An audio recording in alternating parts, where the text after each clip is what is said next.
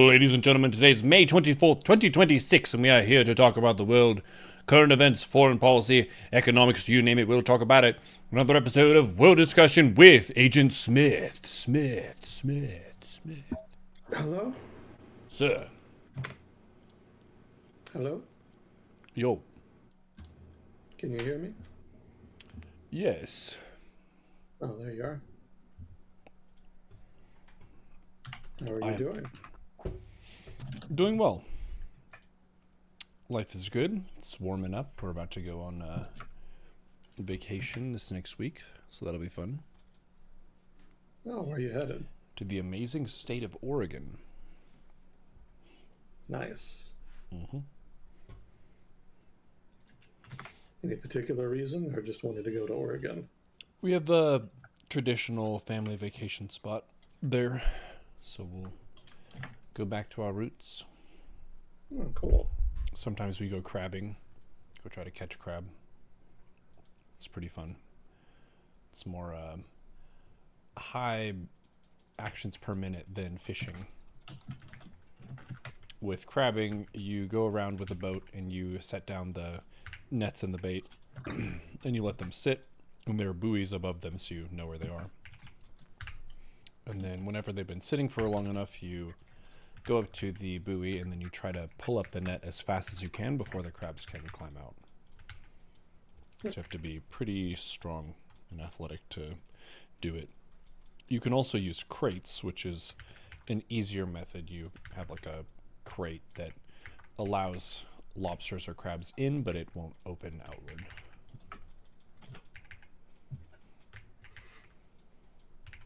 Do you normally keep the crabs afterwards? Mm-hmm.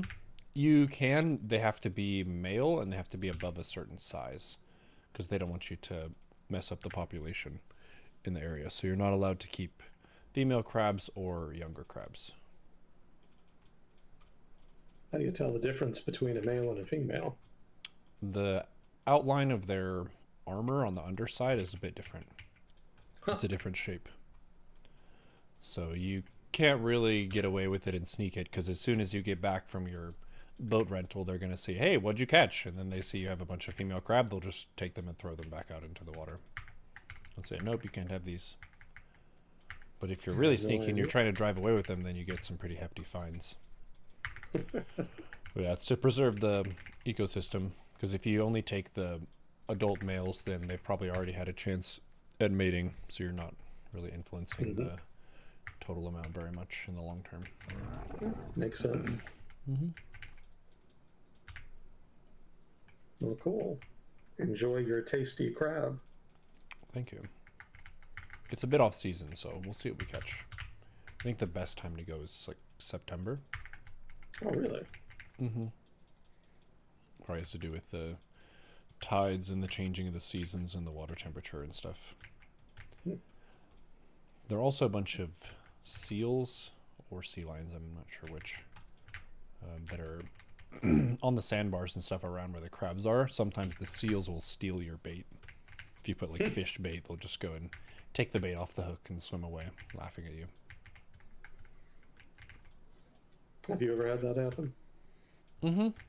We've had seals steal our bait before. Quite a few Wow. times. They're pretty clever. Good swimmers. It's not like we can go down there and swim and yell at them and say, stop taking that. It's sort of their domain. Aren't they kind of dangerous? Yes. They can and will attack you if you infringe on their territory. It's supposed to have a pretty nasty bite, too, right? Mm-hmm. Yep. Gives Absolutely. you some kind of infection or something. Maybe a certain variety of them does. We would need that verified. I don't know. I think I remember reading something like that, but it's been so long, I don't remember the details. Yeah, something about really wanting to avoid getting bit by some kind of seal. Mm-hmm. Not just the force of the bite, but the consequences Yeah. in terms of some kind of bacteria or some damn thing like that. Mm-hmm. I know that's how Komodo dragons kill stuff is they have a super high bacterial bite. It's not even like a super ouchy bite, but then the creature's like, oh my gosh, I'm so sick I could die, and then they die. Actually, there's been some new research on that apparently that suggests they do actually have venom. Oh. They still have the bacteria too. That's not been disproven, but there is, in addition to that, apparently also some venom. Even grosser than we thought. Both venomous and bacterial. Yeah. Next, we'll find out that they're toxic and verbally abusive to their prey as well.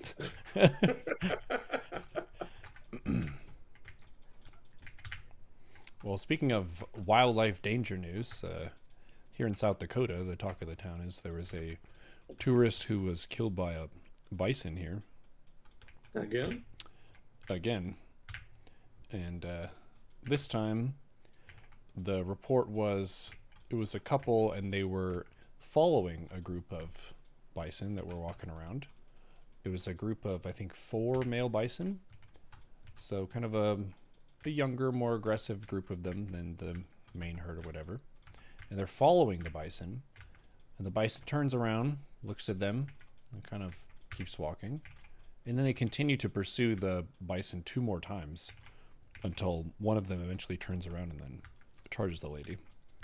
Mm-hmm. But, yeah, don't contest wild animals' space. If it's out in the wild, it's their territory, and they can and will destroy you. It's not a place of like, oh, we know you're just a tourist, we'll take it easy on you. It's like, they don't know what you're going to do if you're following them. And if they're getting followed by something, then they want to create a deterrent. And these things are the heaviest land animals in the Americas. So it's the kind of creature that can kill you on accident, not even on purpose. But yeah, we don't mess with them. We have a lot of cute signs in town that say, don't pet the fluffy cows. Just a cute way of telling people to keep their distance. But yeah, they look really cool and they do look fluffy.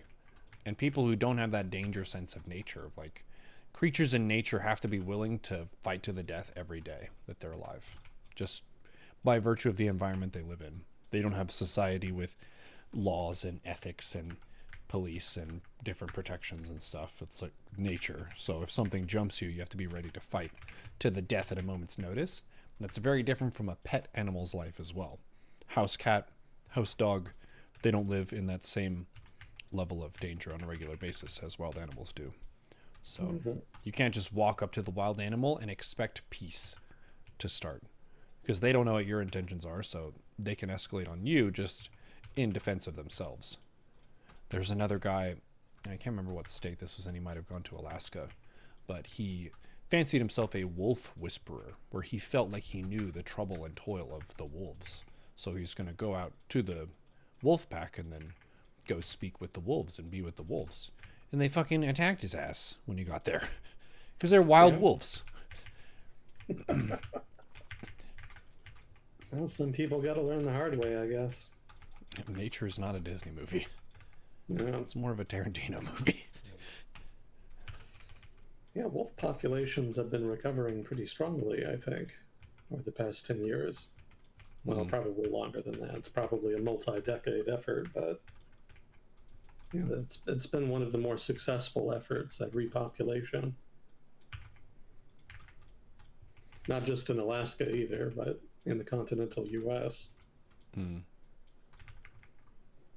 Surprisingly large animals.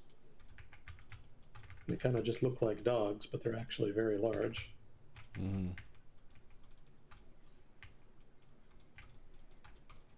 Yeah, they're apex predators as well, so there isn't really anything that preys upon wolves. The things that are larger than them that might be in their terrain, like bears and mountain lions and so on, I believe they would just kind of keep their distance and respect each other's space. In nature, you don't really want to get into random fights, because even if you win, if you get hurt, you could later die or lose your next fight. Yeah. Which is why you don't see very many like big predator versus predator battles of like bear versus wolf pack. It's like neither of them want to risk that. It's not worth the effort. They would rather get a lot more accessible prey. Yeah.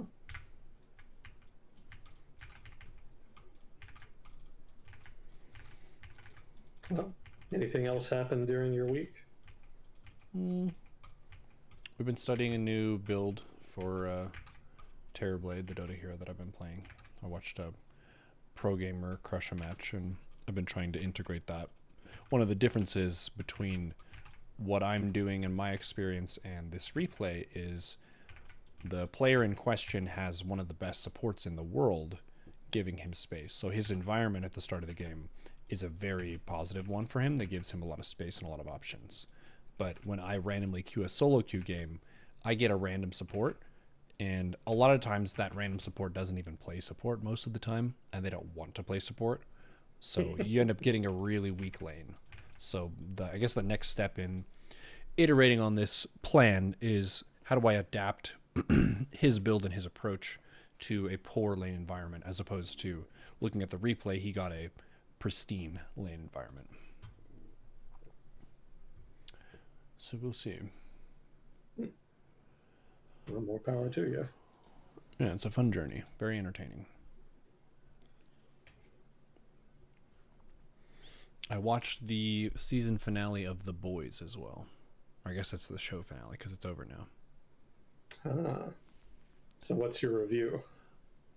I would say it's kind of in line with where you would expect it to go, and it does things in the ways that you would expect them to do, where it's very hyper-violent, very negative social interactions and power plays between characters, so villain superheroes rather than good ones. The acting is very good. Anthony Starr, who plays Homelander, is pretty highly acclaimed for his performance in the show. Even people who don't like the writing direction of the show usually say that his acting is really outstanding. He plays a weird and unique character, too, that is pretty different from most archetypes we see. Like, most of the good guy superheroes are very kind of cut and dry. This is clearly a hero, or this is clearly a villain. But this is a villain in the hero's suit, in a very central, powerful position among all the superheroes. So seeing how it all shakes out is pretty interesting. So they created a good dynamic between the different superheroes, their different powers, the ways that they would have to team up to fight certain people, kind of a thing. All of that, I think, was well executed. If you get upset by having emotional attachments to characters who get suddenly killed in brutal ways, then you're really not going to like the show. So you have to be very tolerant of violence to enjoy the show. But I would say it was good. The ending of it was solid, made sense. Wasn't super ambitious. It was kind of almost what I thought was going to happen. But satisfying. Good show overall. I enjoyed Gen V too. So, yeah, pretty interesting universe. You had a pretty glowing review about Gen V. Yeah, Gen V I liked, I think, even more than The Boys, because I liked more of the characters. There were more good, sympathetic superheroes. The Boys, I feel like even the heroes are kind of bad. Like the people who are on the quest to take down Homelander, the main bad guy, they as well have a lot of ethical problems. So they're not like universally good heroes you can cheer for. Gen V, I think, is a little bit more, because they're just freshly in college, they haven't lived enough to really do the atrocities of these other characters. They're still kind of younger and more of a blank slate relatively. So it's a bit easier to cheer for them. So it felt like the vibe of Gen V was a little bit lighter in certain ways. The Boys is a little bit heavier and darker, where everything has a downside to it. Mm-hmm. Pretty good stuff, though. Cool. Yeah, I've always kind of known about The Boys, but I just never got around to watching it. Mm-hmm. Yeah, I like superhero stuff, so having a weird, different take on it, I was curious to see what they were going to do. And it's pretty good. I'm gradually working through Rings of Power now, Season 2. Season 1 I watched and felt kind of meh about. Season 2, kind of similar, where I feel like they did some things really well and they did some things really poorly, and they're side by side, so it's kind of a jagged watch. where you see certain things and they catch you off guard a little bit, but then you see other things and it's like, wow, I'm glad that they got to show part of this world, part of this time period. Like seeing a great city of elves is just cool to see. So even if you don't like all the casting decisions or all the writing decisions, you can at least appreciate the environments, I think, in the show. Mm-hmm. Yeah, I've heard pretty mixed reviews about it. Mm-hmm. So your experience seems to reflect that thus far. Yeah, there's a little bit of, oh, not a little bit, a fundamental core element of the experience that makes it visually very different to watch in a way that I'm a little bit disappointed it was never explained, is a lot of shots where it's like, okay, give me a shot of 6 elven blacksmiths.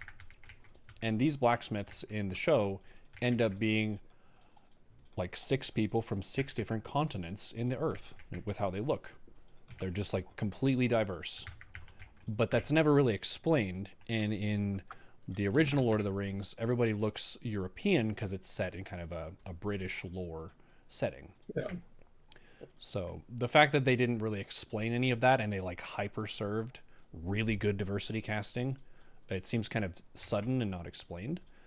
That being said, the acting of some of the characters is super good, even if they're in a non-traditional look for the character. Like there's an elf archer guy who ends up getting most of the cool combat scenes in the show. His performance is really good. I don't even know what his ethnic background is. He looks like, I don't know, really unique. But he definitely looks elven and he does the character super well. Very well spoken. It sounds like he speaks with an elven elegance, but he's not quite as fancy of an elf as like Galadriel or Elrond. He's not a queen or a king or a lord or whatever. He's a ranger of elves. So among humans, he's going to be basically a superhero unit. But among elves, he's kind of lower on the totem pole compared to a lot of characters. So I think his performance is fantastic. What they did with the wizard character, I don't really know. Kind of weird. And then the non-hobbit people, they're like almost hobbits.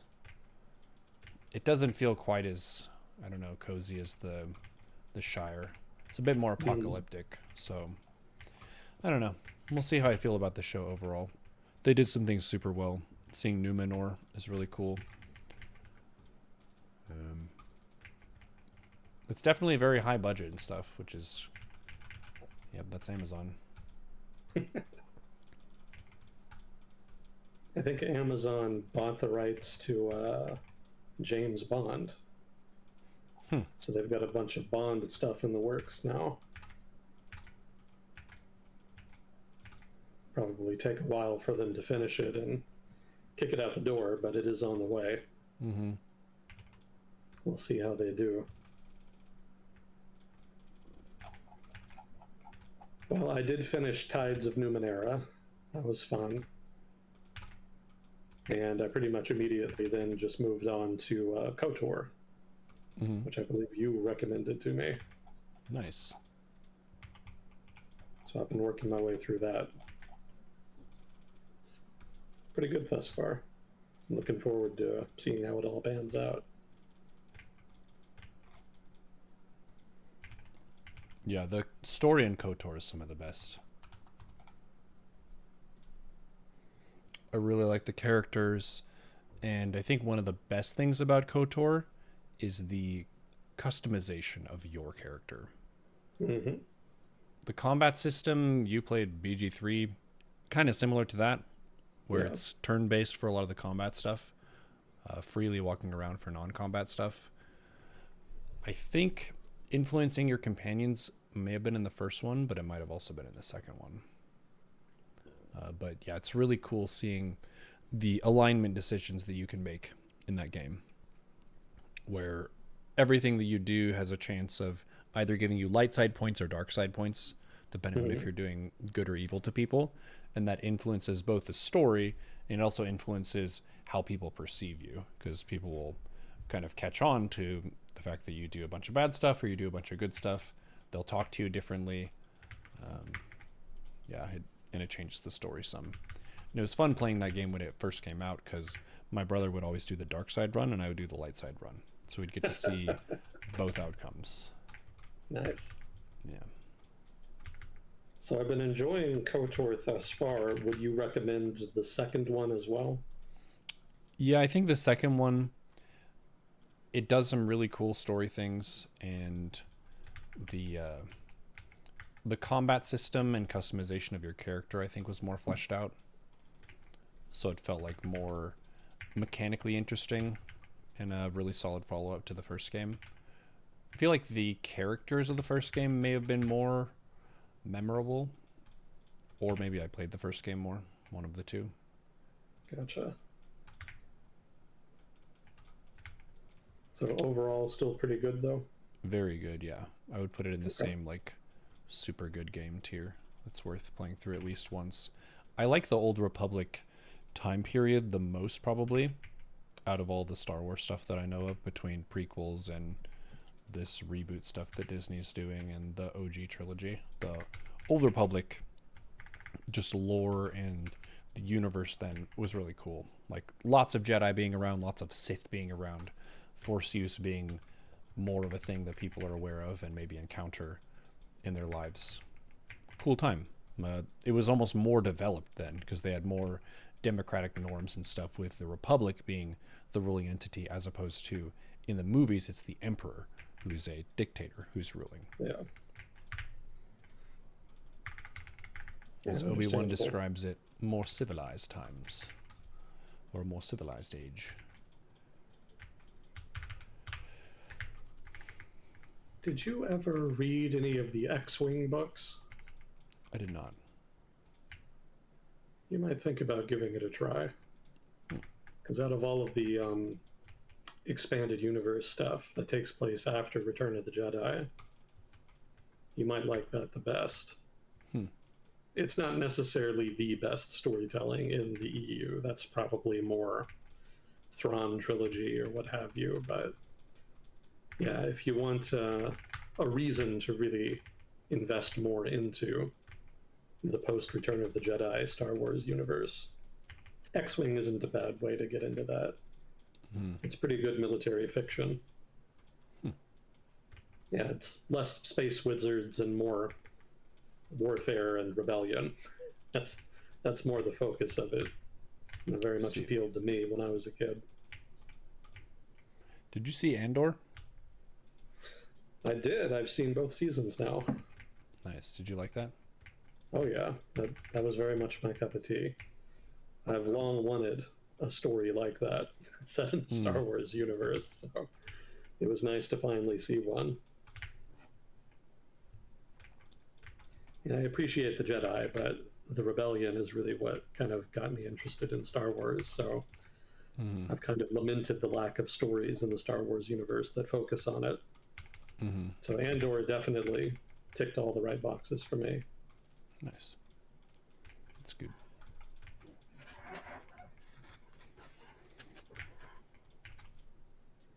Well, pop culture aside, what an international events caught your eye this week? Not really that much. I think it's been a pretty quiet week.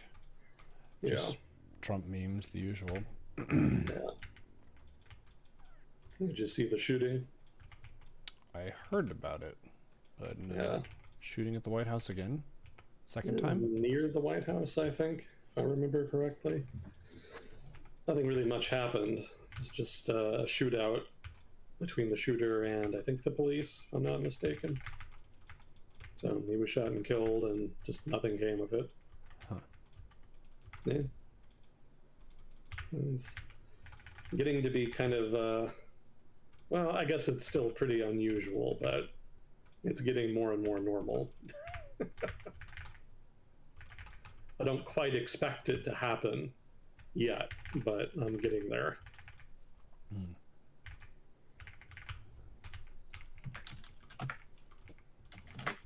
Yeah, I don't think there's any information about what the shooter's motive was. Or at least if there's been any updates, I haven't seen them.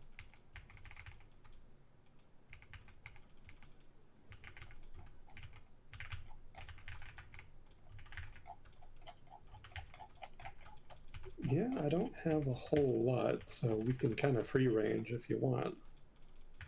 Sure.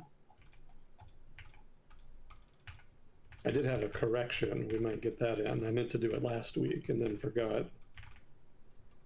Do you remember talking about the Caspian Sea monster, the Plane from the Soviet Union? Mm-hmm. Yeah, so some people in chat were pointing out that it was not designed to be a transport, which is what I thought it had been designed for. So I went back and tried to look it up to figure out what the deal was. Like, what was the intention, the intended role for the planes? And what I found is that there were actually multiple models, which I either hadn't known or had forgotten. I had thought there was just one set of experimental planes built, but apparently there was actually a working model built that entered production and entered service. Yeah. So the experimental model, which is the one I had been familiar with, was the Lund class plane, which was built in 1987. But there was an earlier model which actually entered production called the A90. The A90 Olyonic. I'm not sure how to pronounce that. So the Lund class apparently was built as an anti-ship missile launch platform. And that's in keeping with Chat's correction from a couple weeks ago. Chat had been saying that, or at least somebody in Chat was saying that it had been designed as an anti-ship platform, which surprised me. So the original Caspian Sea monster, as I understood it, was not meant to be a transport. It was designed for an anti-ship role. Although apparently there was an attempt to transform it into a hospital ship. I thought that was pretty interesting. I don't really know why you would want to use an plane as a hospital ship, but apparently they did try to test that out at one point, very late in the Soviet Union. So the A90, by contrast, actually was designed to be a transport, specifically a high-speed military transport. So I was kind of right about the role, but wrong about the model. This older model that I hadn't known about was actually intended for use as a transport. Yeah, apparently the Soviet Navy ordered about 120 of them, but later on the order was reduced to fewer than 30, and they were deployed in the Black Sea and Baltic Sea. Yeah, I would point out too, the A90 was much smaller than the Lund class. So it kind of makes sense if you're going for a fast transport to make them smaller like that. Lund class was beefy.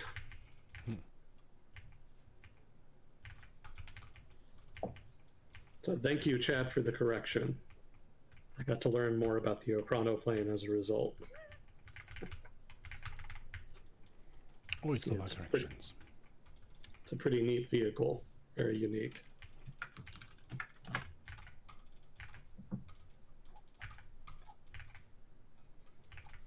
Let's see, we did have some US stuff. Kind of been putting it off. There's been a fair amount of drama in the United States over the past month or so. The partial shutdown ended.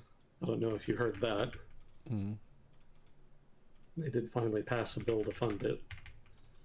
CBP and ICE were not funded as part of that bill, so there's a different bill being negotiated to try to get money for that.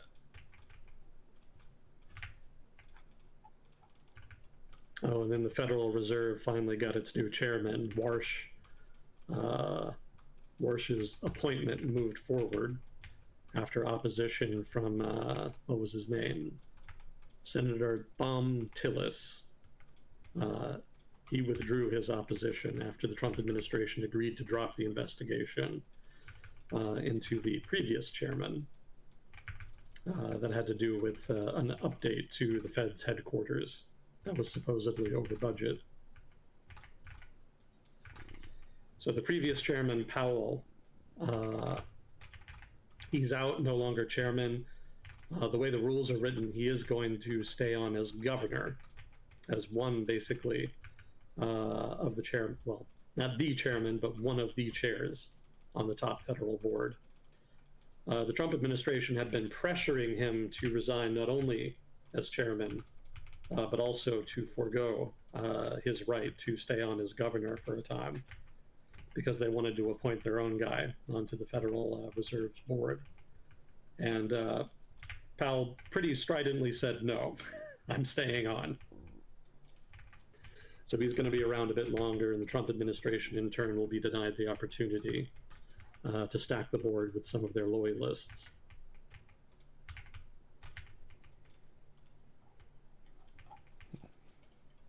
And then the Supreme Court issued their ruling on the Voting Rights Act case. We'd actually talked about this last year as something that could be a big deal if and when it happened. And pretty much everything forecast played out accordingly.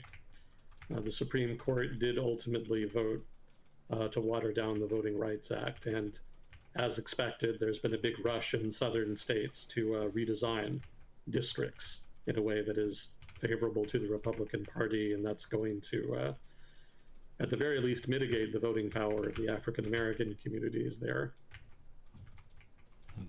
So, no particular shocks. Everything kind of, if anything, the surprise is that they didn't go further, because the Supreme Court did nominally leave it in place. Basically, the language is such that you can gerrymander, and that the VRA kind of is a little too overbearing in its original form, and that the bar for enforcing it needs to be higher, but it can still be enforced. But you have to be able to prove very specifically that any given case of gerrymandering is being done specifically to water down the voting power of African Americans for racial reasons. You can water it down for political reasons just fine. But if you can prove definitively that racism is the motivating force, then technically the VRA can still be applied. That's a pretty high bar, so it seems unlikely it's going to happen. So basically the VRA has not been entirely extirpated, but has been rendered relatively toothless, at least as far as provisions regarding the design of voting districts for the House and Senate. Well, I guess for the House, not the Senate.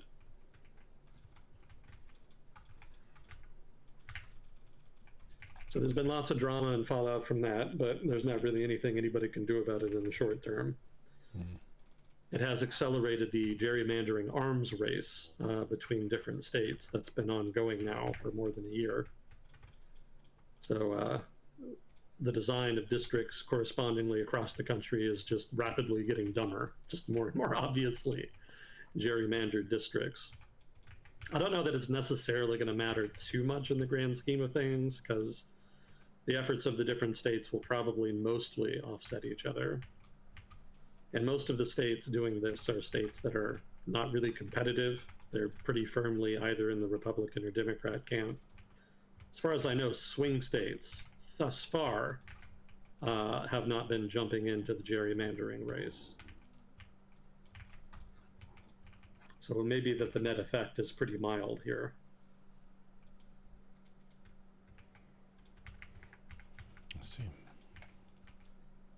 And there was some more mephistoprone drama. If you're not familiar with mephistoprone, that's a drug you can take to end a pregnancy. It's an abortifacient. Ever since the Supreme Court overthrow Roe v. Wade, allowing states to ban abortion again, a lot of the pro-life crowd has started focusing more on ending the legality, I guess, of sending abortion pills by mail. So mephistoprone in particular has come in for scrutiny. And so there was an attempt to stop it, or at least put a stay on it. And so there was some drama with the Supreme Court stepping in and reversing a lower court's ruling that mephistoprone, the sale of mephistoprone by mail, should be temporarily stopped until the case can move forward.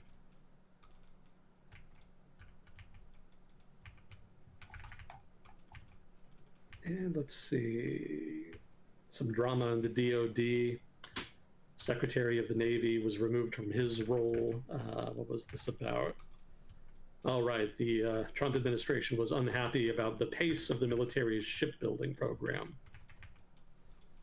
And apparently there was also some issues with quote unquote direct communication between the secretary and the president. Make of that what you will. This could have to do with the government's attempt to rebuild shipbuilding capacity in the United States. That's been a strategic objective for the Department of Defense for a while now, and there hasn't really been a whole lot of traction there. But I also did read some speculation it might have had to do with lack of progress on developing the new battleship that was named after Trump. So I'm not sure of the veracity of that. Probably it has more to do with the shipbuilding thing. But regardless, he was kicked out. It's not that big a deal. He was a political appointee in the first place, so he wasn't really like a veteran or anything. And he's subsequently been replaced by another loyalist. I don't doubt that he's going to suffer a very similar fate. You know, the shipbuilding problem is pretty thorny, and I don't begrudge anybody who's tasked with fixing it. Most likely, those people are going to be made to look bad by dint of being tasked with trying to move the immovable object.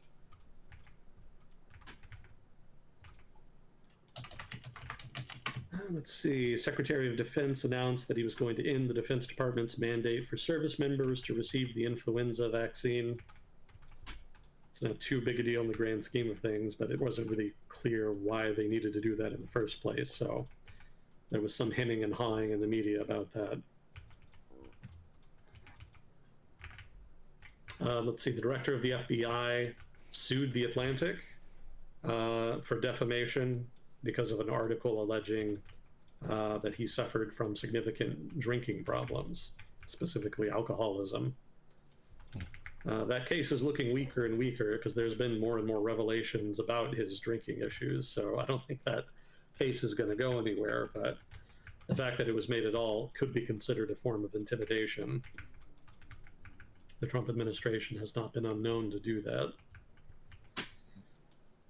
Let's see, in one of the more recent tidbits out of the Trump admin, Tulsi Gabbard resigned. Some of you may not remember her because she's all but disappeared. She really had not been in the media much. Yeah, I think the last thing I read about her was her mysteriously appearing during an FBI raid on that electoral office in Georgia.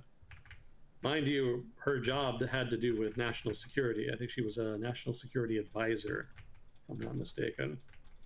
So nobody was really sure why she was participating in that investigation. And then she kind of disappeared from the news again, and nobody really knew what she was doing. And now she's gone. She says that she wants to help her husband with his battle against cancer. So that's totally understandable why she would want to do that. But it's still not really clear what her contribution to the administration was, and just what she's been doing for the past, year and a half, thereabouts. Regardless, it doesn't seem, at least superficially, that she was able to really pursue her objective of trying to rein in American foreign policy, among other things. So whatever she was trying to get out of this doesn't seem to have worked out for her.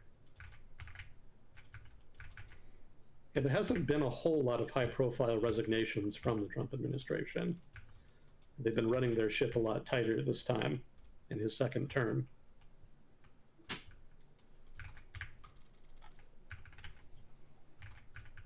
Also, Marco Rubio has been making the rounds. Why is that? Let's see, he was... Sorry, what? Why is that? Just a little of this, a little of that. He's been trying to do damage control over the drama about the U.S. withdrawing troops from Europe. You know, specifically President Trump himself was threatening to withdraw American troops from Europe as punishment for European states not contributing enough to his conflict against Iran. So Marco Rubio has been trying to ease tempers in Europe and to try to smooth things over. I think, what did I have here? Yeah, there had been drama about 4,000 troops, a deployment of 4,000 troops being canceled, and then a further announcement that U.S. troops would be pulled out. A further number would be pulled out, and then there was an announcement later that reversed that. So Trump has been kind of going back and forth. So Rubio has been trying to kind of smooth things over and contain that. I think the latest drama on that is that Trump himself said that the U.S. actually would send an extra 5,000 troops to Poland, and Trump couched that in terms of his positive relationship with the Polish president, Karol Nawrocki, whom Trump apparently backed in presidential elections last year and is apparently a long-term supporter of Trump's. Mind you, the presidency in Poland is largely a ceremonial position. It doesn't have a whole lot of power. Most of the power is in the office of the prime minister. But it seems that the president of Poland has managed to leverage his special relationship here to ensure that there is a deployment of U.S. troops. So you can kind of consider this another example of Trump personalizing American foreign policy. This doesn't seem to have been a strategic move on his part, just rewarding somebody he perceives as loyal to him. And then Rubio was also in talks with India's government recently. Apparently, what I read is that he's been trying to boost sales of energy to India. I'm sure that he's also been discussing security issues. But I find it a little odd that Trump administration personnel continue trying to push American energy. They really don't need to. I mean, it's not as though there's a lot of alternatives given the conflicts with Russia and now Ukraine. So I would think the energy sector could take care of itself in that regard. But the State Department now has kind of emphasized sales of energy now as some kind of core priority. To a degree, the energy sector in the United States has always been a foreign policy priority, but especially in recent decades, it's been less so. The energy sector has largely been able to take care of itself without the assistance of the US government. So I don't really know that they need the help, but the Trump administration obviously thinks that they do.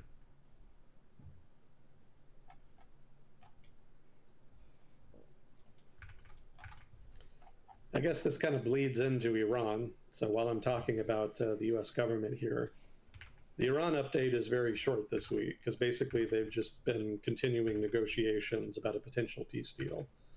For the past couple of days, the Trump administration was making noise that a deal was pending, that they were going to have one soon. But then at the same time, they were also sending signals that they would not accept Iran ever getting a nuclear weapon. So I interpreted that to mean that they were making progress on a peace deal, but that they were hung up on the nuclear question. And given that that's one of the central questions they've been negotiating, I in turn infer that they're not actually that close to a deal, whatever progress they may have made. And then there was a story in the New York Times I thought was interesting that verified an earlier story that I actually read very early in the conflict with Iran, which is that an airstrike targeting the residence of former President Mahmoud Ahmadinejad may have actually been designed to free him from house arrest so that he could, hypothetically, take on a leadership role in a post-conflict Iran, supposedly working in cooperation with the United States and Israel. So at the time, that was just a theory, a borderline conspiracy theory. But now the New York Times has released a piece suggesting that after talking with officials in the government, they have confirmed that that is exactly what they were trying to do. So if that is what they were trying to do, it failed. Nothing came of Ahmadinejad's escape, so to speak, and it's not clear where he is right now.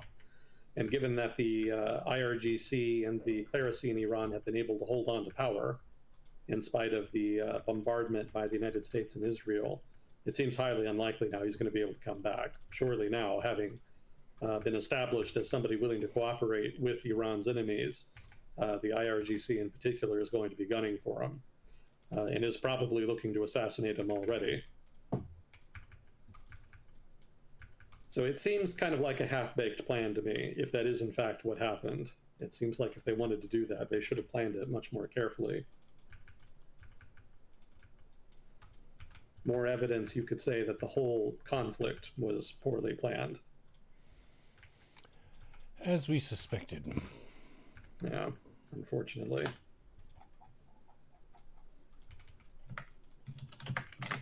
But yeah, that's about it for the US update. That doesn't include the Trump highlight reel. there's plenty more there. But as far as a big ticket item in the United States, that's about it.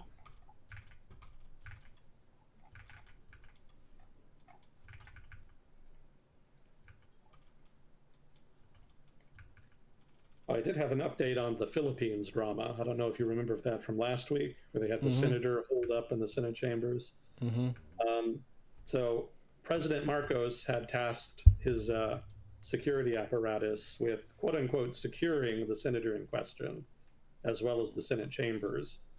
And there was apparently some kind of shootout, although nobody has released any details about just what that was about. But ultimately, the result is that the senator in question, one Senator Del Rosa, actually managed to successfully escape from the Senate chambers. So he's now on the lam. And I read some more details about this I hadn't been aware of last week. Apparently, Senator Del Rosa had been in hiding for the previous 6 months because he thought the government was after him. So this is apparently not a new thing. He had been in hiding. He came out of hiding to participate in a vote for a new Senate president, whom is going to oversee the impeachment trial of Sarah Duterte, the previous president's daughter. So having successfully done that, he managed to escape whatever cordon the government had placed around the Senate chambers and has successfully returned to hiding. Pretty wild stuff from my perspective. I wouldn't think that a senator would need to go into hiding, but here we are. Yeah, sounds like a pretty dangerous job. Apparently. For the record, the government has now confirmed that it is seeking Della Rosa's arrest. So this is not Rosa being paranoid here. The government has confirmed that they are seeking to detain him, and presumably will end up extraditing him because there is an ICC warrant out for his arrest. So more power games in the Philippines.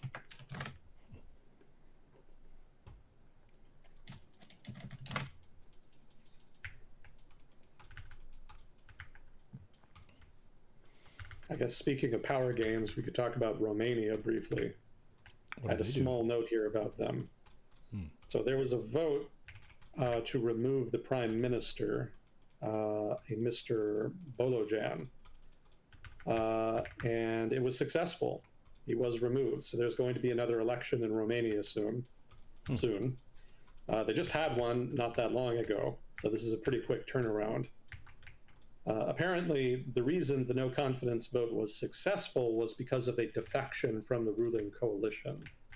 A left-wing party called the Social Democrats apparently, I don't want to say betrayed per se, but they abandoned, quote unquote, the four-party coalition that had placed the prime minister in power. And even more paradoxically, they apparently voted with the far-right opposition in the no confidence vote. So a very strange array of parties there voting against the prime minister. And apparently the impetus for this was austerity. The prime minister had been a liberal, which for Americans is basically a centrist. And that did not go over well with pretty much anybody. Austerity is very unpopular there, not just among the public, but also among a number of political parties and political actors who kind of depend on patronage, basically. That's sort of their price of support. And so because the government was trying to push through budget cuts, the Social Democrats turned on them, and now there's going to be a new election, and it's looking probable, given polling now, that populists are going to win this time. They very nearly won the last election, but they ended up throwing out the vote because of alleged foreign interference in the election.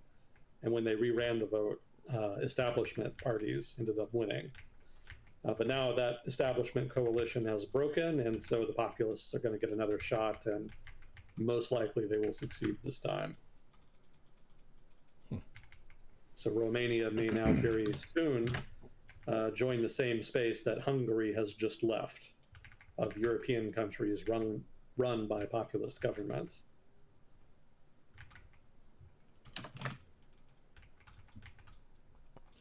Yeah, Southeastern Europe is turning into quite the redoubt of populism in the past few years. Kind of always have been, but especially in the past 5 years.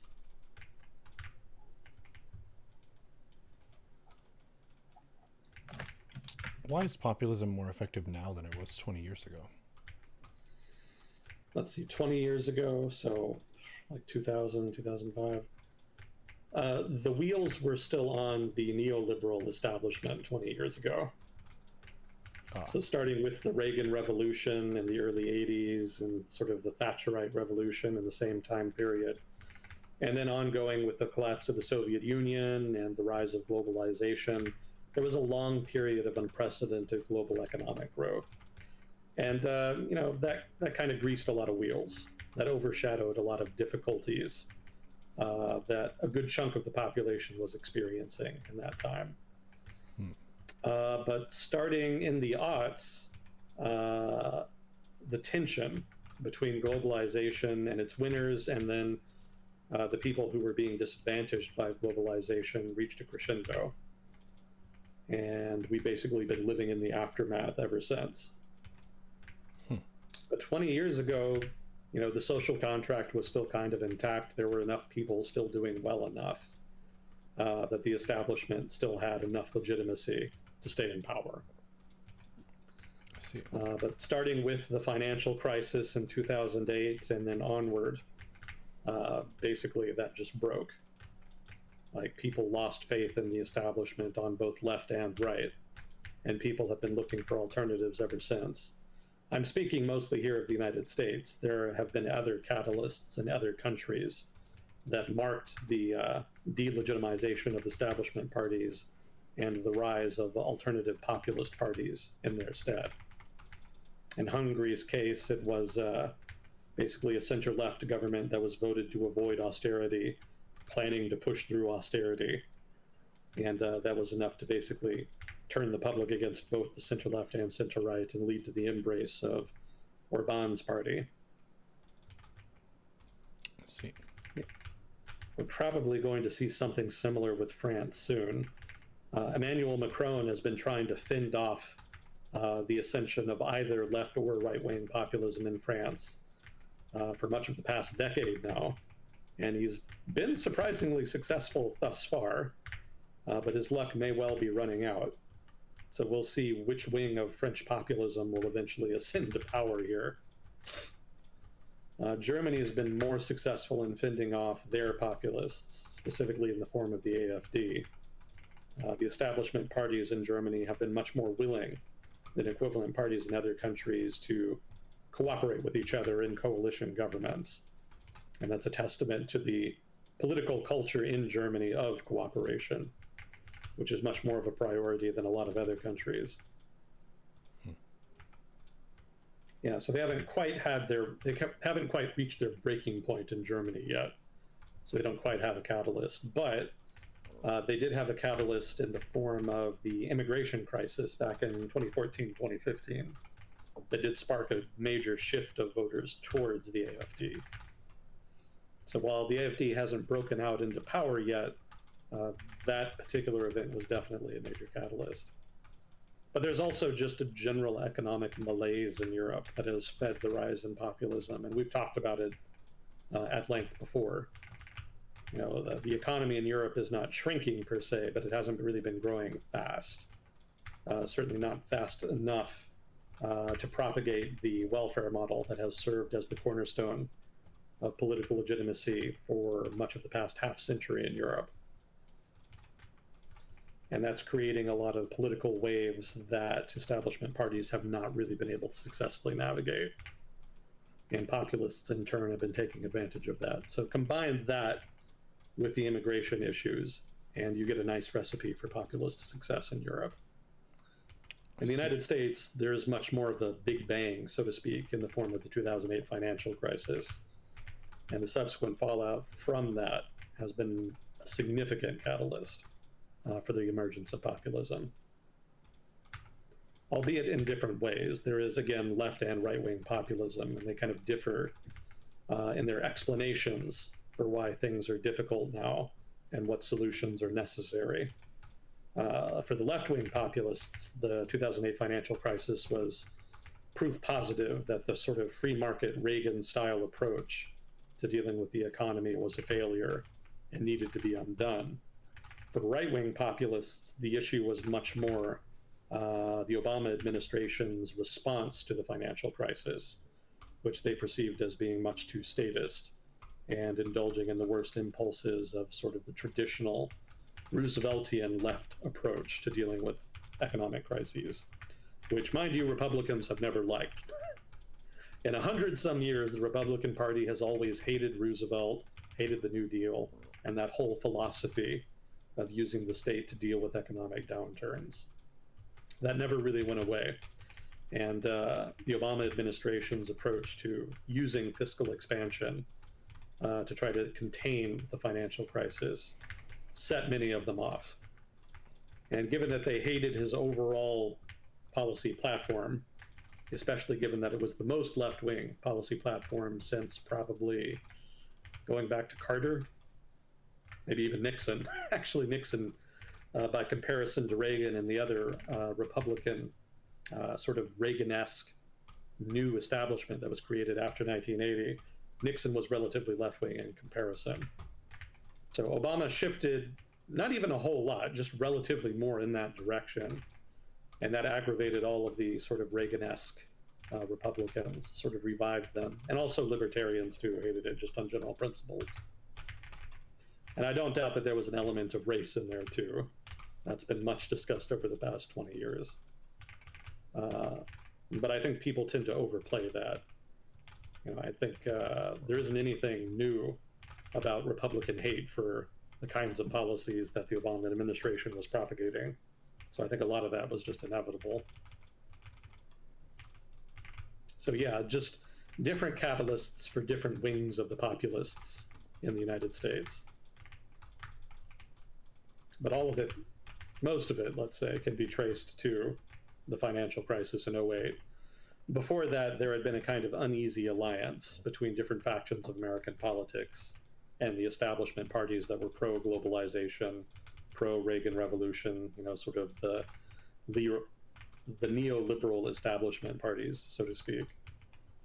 You know, so long as housing prices were going up, which back in the aughts, if you remember, was considered a good thing. You know, so long as everybody's houses were going up in value and the housing boom was ongoing and globalization seemed to be working, people kind of gave the establishment a pass. There were lots of people that were extremely angry about it, but they could not seem to break out.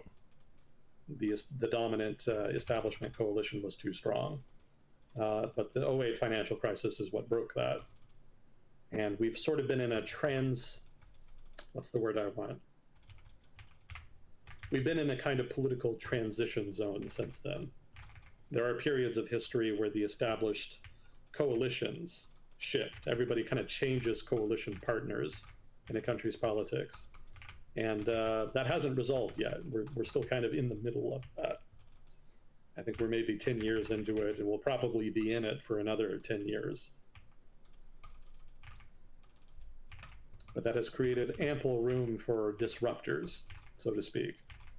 And the disruptors in question have come in the form of populist movements, parties, what have you.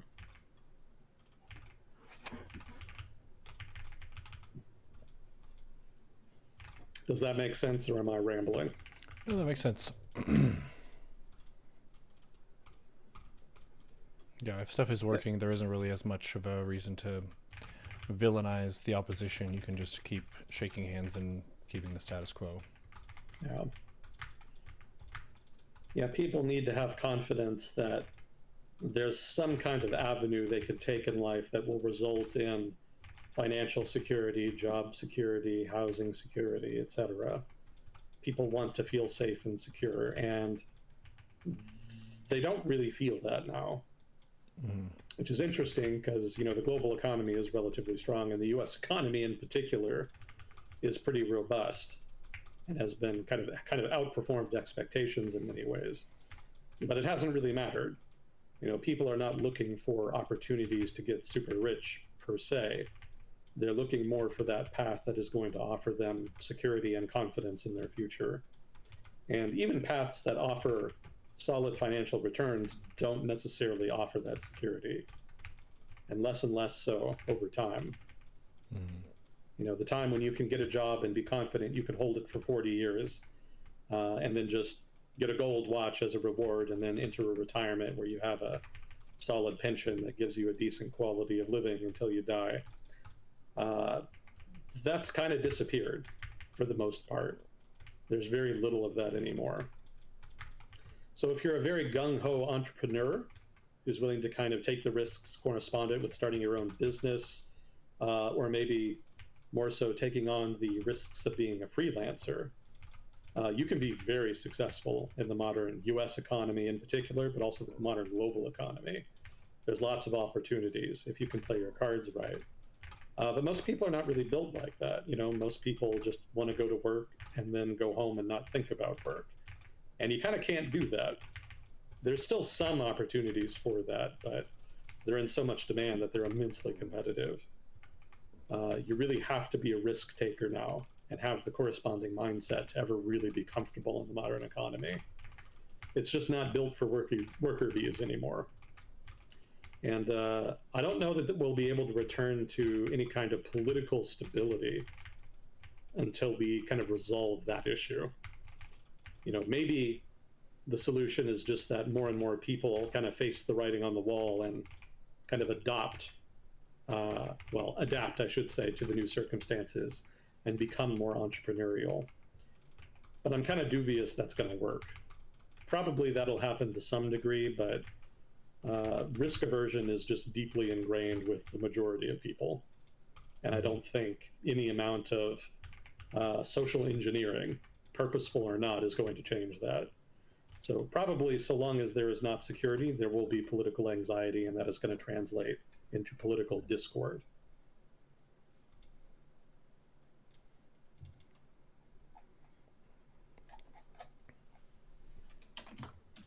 So no easy solutions, basically.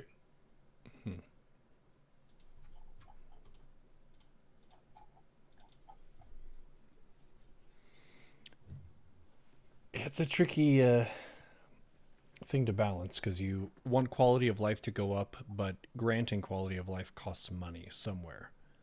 And you're trying to generate wealth and improve everyone's life overall, which is pretty hard to do. Administrating that and then making sure that people's lives are fair and they have equal opportunities and all that. Quite difficult. You do have to tax them some so you can govern them, and if you tax them too much, they'll get pissed off.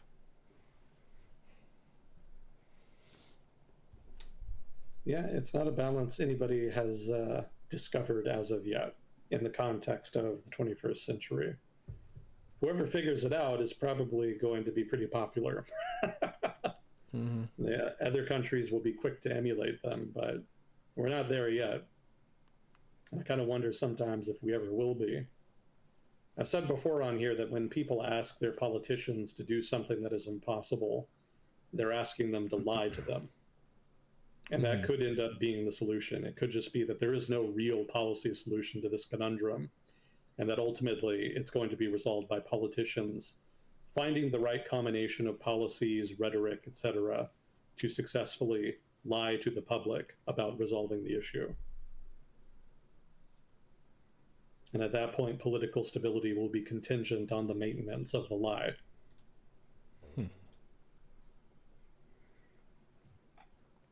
That will probably end poorly for everybody, but who's to say? At the very least, it'll buy time. And maybe then that'll allow time for a further structural change in the economy to happen that will just resolve these issues organically. Pretty lazy solution, but I really don't know what the alternatives would be at this point.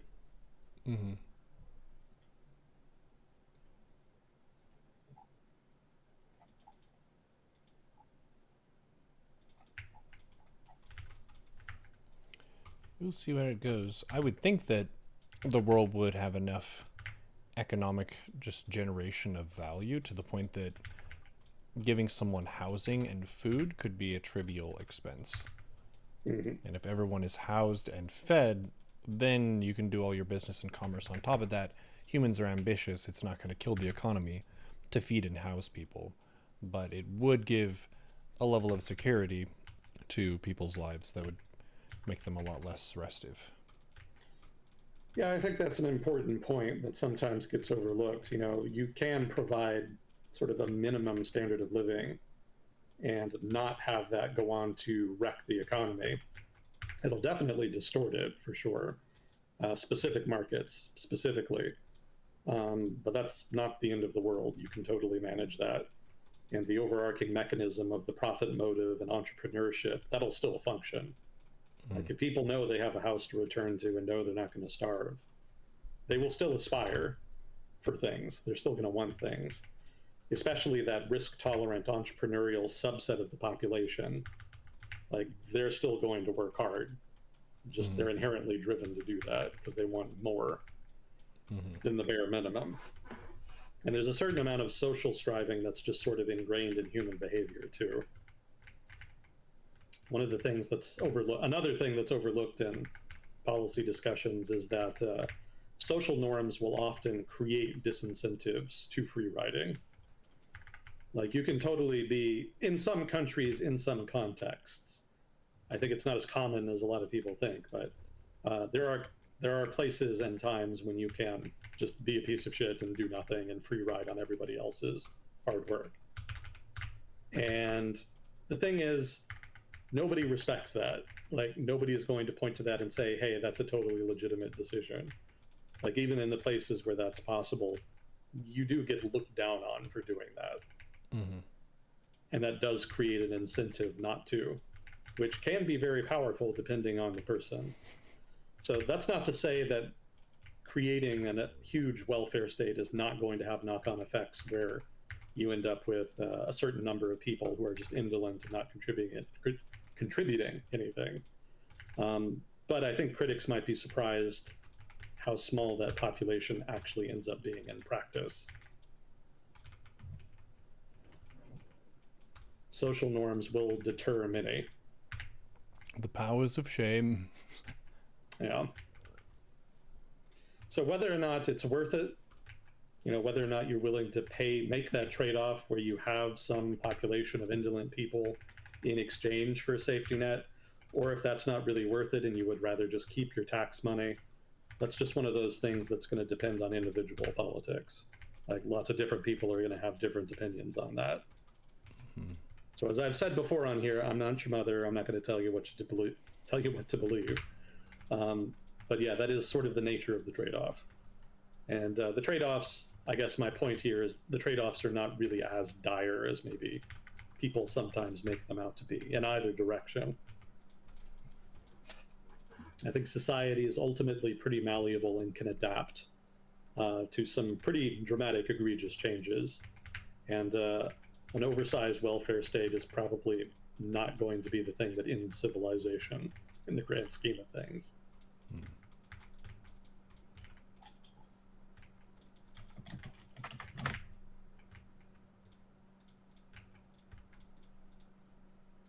Well, I did have a minor note here about Russia and Afghanistan. Apparently, the Russian government is exploring cooperation with the Taliban. Thought that was pretty interesting. I don't know if the Taliban will be willing to play ball. Not because the Taliban are intrinsically opposed to working with the Russians. I don't think that's how the Taliban think about foreign policy. But I just don't really know what the Russians can really offer. Obviously money, oil, you know, that kind of thing, but the Taliban, being as ideological as they are, may not be that interested in those things. So I suspect security cooperation will be the main drive of that. And there may be some mutual interest in, for example, trying to contain the Islamic State or other radical such groups. But I don't think I've read a response from the Taliban yet one way or the other. So it may be that this just doesn't end up going anywhere. But I would think that there would be some interest, at least some interest on the part of Kabul to try to see where this could go. Because not very many countries are reaching out to the Taliban these days. Yeah. Beggars can't be choosers. So if Moscow actually is interested in some degree of cooperation, I would think the Taliban would pursue that, or at least talk about it.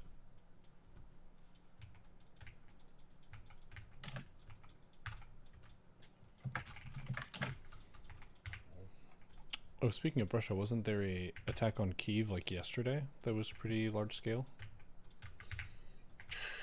I mean, there are pretty large-scale attacks on Kiev consistently over time.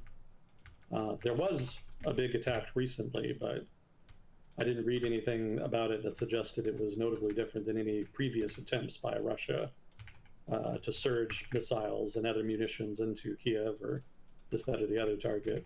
Maybe I'm wrong. I welcome correction on that. But yeah, I so frequently hear about Russia surging. Basically, what they'll do is there will be like a steady pace of aerial attacks on cities in Ukraine, including Kiev. And then occasionally they'll launch a large-scale attack on one particular city or target. And they do that like every other month, basically. It's not that unusual. So when it does happen, I kind of tune it out just because I've read about it so many times. So unless there's something unique about this particular attack that I don't know about, I don't know that it's necessarily a break in the pattern. Right, still violence, but more resting level of violence. Yeah. I thought it was more notable that the Ukrainians were able to attack Moscow with a surge attack of their own. It wasn't nearly as large as some of the big volleys the Russians have thrown their way, but the fact that they were able to get to Moscow at all did not look great for Moscow. Mm-hmm. And the Ukrainian government is vowing to continue doing it, so the Russian government could be in for some more embarrassment if that does continue. I don't know that it really changes the Russian government's calculus all that much. I don't know that the Ukrainians are really doing all that much damage. They're mostly symbolic attacks to show that Moscow is at least vulnerable. We can cut Xerxes, so to speak.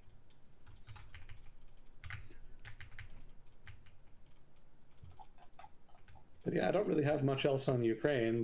The conflict just kind of continues apace there. The Russians continue to make incremental gains in Donbass. Ukrainians continue to hold on, albeit just barely, despite manpower problems. Neither government really seems to resolve the underlying issue with people not wanting to get drafted to fight in their respective armies. Yeah, it's a very strange conflict at this point. The Russian government makes it out to be kind of a make or break nationalist crusade that they need to win in order to kind of preserve their sovereignty. But the lack of full-scale mobilization kind of belies that. Like, I thought very early on in the conflict that Russia would definitively mobilize and that this would be a major advantage for them. But they've mostly forgone it. In fact, they've gone out of their way to make sure that major population centers like Moscow and St. Petersburg are as unbothered, so to speak, by the conflict as possible. When they've tried to draft people or otherwise raise recruitment, they kind of avoid Moscow and St. Pete and focus more on the peripheral territories, especially those with ethnic minorities. And of course, they've also recruited as much as possible from abroad, mercenaries and the like. And I mean, politically speaking, that's smart, because that does kind of undercut some of the pain that would otherwise be felt amongst the broader population. But it does mean that they're kind of foregoing a major advantage that they would otherwise have from the fact that they have a larger population. If they did fully mobilize their young men, they would be able to get more out there than Ukraine would. But Moscow's not doing that. So for them, they think the Ukraine conflict is important enough to continue, despite the expense and relatively high losses, but not important enough to really fully mobilize and incur any potential political risk. That's an odd combination to me. And I'm not really sure why Putin is thinking in those terms. I mean, if he really wanted to force the issue, like, surely he could. He's got a strong enough hold on power that he could deflect criticism and suppress dissent. So what's the deal then? Like, what's the hang up? It doesn't really add up to me. Maybe somebody from Russia would know better.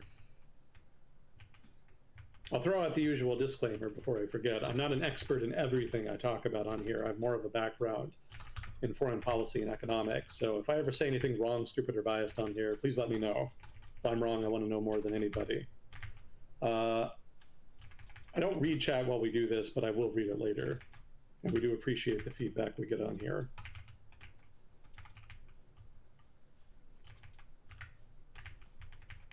But so that said, yeah, the conflict kind of drags on, but Moscow kind of only seems half serious about it at this point. I would have thought they would go a lot harder for a conflict they painted in such dramatic terms.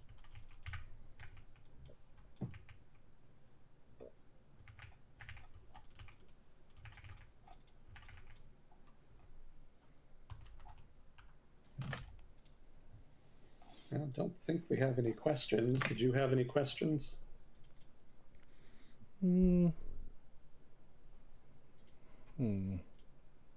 How's South Korea doing? They're doing okay. Things have been relatively quiet, at least from what I've read anyway. And that I haven't read any big dramatic, read about any big dramatic events there. I think they still have their left-wing president. I forget his name. But I think he's managed to avoid any big scandals, at least thus far.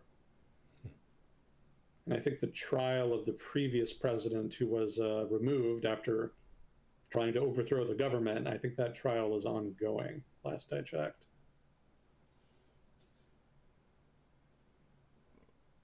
He retains a loyal following, which seems weird to me, but I guess maybe it shouldn't. Partisanship in South Korean politics has reached new heights over the past 10 years. So even after the previous right-wing president tried to overthrow the government in a somewhat haphazardly planned coup attempt, there are still some people that insist he was in the right and that the government is oppressing him by trying to remove him and jail him. And some of them go further and insist the new government is illegitimate. Wow. Yeah. He captured some hearts and minds, I guess. Yeah, he was one of those charismatic guys that people kind of latch on to because he's willing to be loud and obnoxious. Mm-hmm. He was very Trumpian in that sense. Yeah, makes you relatable. Relatable. You know, he kind of channeled a lot of political discontent on the right that had previously not really had voice, or at least not as loud a voice as his. So his hardcore followers have continued to stick by him and have continued to protest, insisting that he should be freed and restored to the presidency.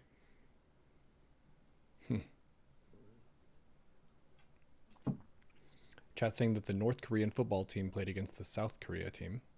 I'm guessing that's kicking football, not American football. Presumably so, yeah. And I hadn't heard about it. You know, it wasn't all that actually it was.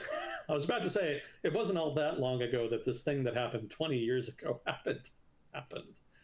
But yeah, 20 years is probably a while now. I think it was around 20 years ago that North Korea and South Korea fielded a joint team for one of the Olympics. That was sort of the high point of the sunshine policy. That was a policy of the then government, which I believe was a center-left government, to try to play nice with the North Korean government. You know, the government's philosophy is that we'll get further in negotiations with North Korea about the nuclear program and potentially reunification if we play nice, if we try to de-escalate tensions on the peninsula, and if we provide some degree of aid to them. So the sunshine policy lasted for some time before eventually being abandoned by a new conservative government in the late aughts. After that, they shifted gears and became much more hawkish. probably a wise move. The sunshine policy wasn't really solving anything, but I don't know that being more hawkish really provided many returns either. North Korea is a pretty stubborn, recalcitrant state to deal with. If they want to do something, they're probably going to do it. There's not a whole lot you can do to deter them outside of just direct threats.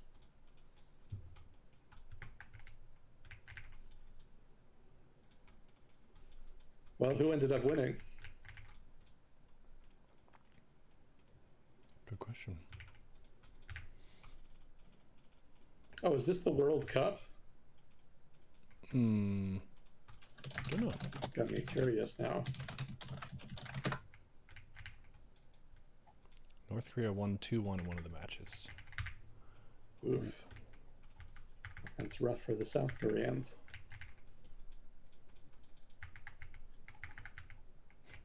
Would Twitch be mad at me if I said fuck the World Cup? No, I think that's a private, like, business event that you can critique freely. Okay, good. Well, in that case, fuck the World Cup. Okay. I didn't ask for it to be in Dallas. I didn't want it here. And now that it's here, it's proving exactly as obnoxious as I expected it to be. Okay. Well, you're free to vent. Yeah, I could see why people don't like FIFA. There really ought to be a law just banning cooperation from Texas municipalities with FIFA. We really don't need any of that garbage here. Yeah, I think the latest drama here in Dallas was a mural. There was a mural in downtown Dallas on the side of a building that had been around for like 20 years or something. And they painted over it. The city painted over it specifically at the request of FIFA so they could put up some advertising. Oof. Yeah, and a good chunk of the city was pretty incensed about that. Can imagine. So yeah, I don't really see what the city is getting out of any of this. It just seems dumb to me. I guess advertising.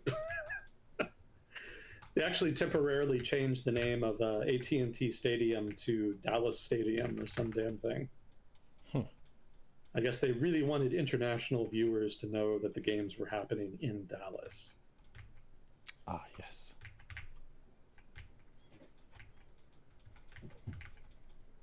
Goofy shit to my mind. It does not appeal to the economist in me. These sorts of events usually end up costing municipalities much more than they get back in any kind of indirect tax revenue. You know, the secondary effects do not justify it on an economic level. It's like, what, prestige is the only thing that you gain as a city? You get prestige, you get more attention, and yeah, that's about it. Maybe some people come to your city as tourists who might not otherwise. Maybe you get some more convention traffic from groups who may not have done it otherwise. Dallas had been a major center for conventions for a long time, such that it had been a part of the city's economic planning. They kind of hoped to center that as a core economic driver. But, yeah, the convention business is it's not collapsed, but it's been in decline for a while. So I don't know if that's really going to justify any kind of big, expensive experiment like this with what they're doing with FIFA. Like trying to spend a lot of money to get more attention for convention business that's in decline. I don't think it's justified. I don't think it's a good strategy. So it just seems like a lot of wasted money to me.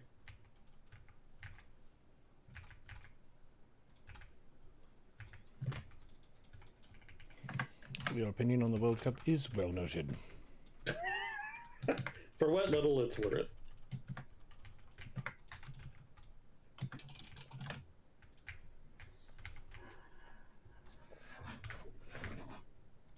Let's see, we talked about that. Oh yeah, I did have some stuff on Venezuela and Cuba. Yeah, apparently 3 items on Venezuela. So the Rodriguez government had announced that they were starting a prisoner amnesty program, and that led to some talk about whether the Trump administration's plan, if you can call it that, to reform Venezuela was working, and then the Rodriguez government announced about a week later that the program was ending. So probably performative would be my guess. I'm guessing that they just did that to appease the Trump administration, or possibly the Venezuelan diaspora, given that they have some pull. But yeah, there remains very little evidence of any substantive democratization on the part of the Venezuelan government.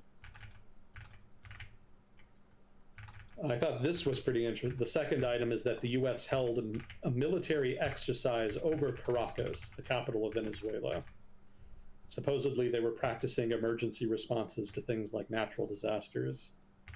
I don't think it was a huge military exercise. From what I read, it was mostly just some V-22s, but having American aircraft flying over Caracas is something of a flex. So I don't know if they did that in cooperation with the Venezuelan government. If they didn't, then the Venezuelan government didn't say anything. But that is a notable change, a sort of very explicit, visible change stemming from some of the shift in Venezuela's foreign policy since the Maduro kidnapping. I still question whether or not it means anything. I think that remains to be seen. Allowing an exercise, having a fake prisoner, and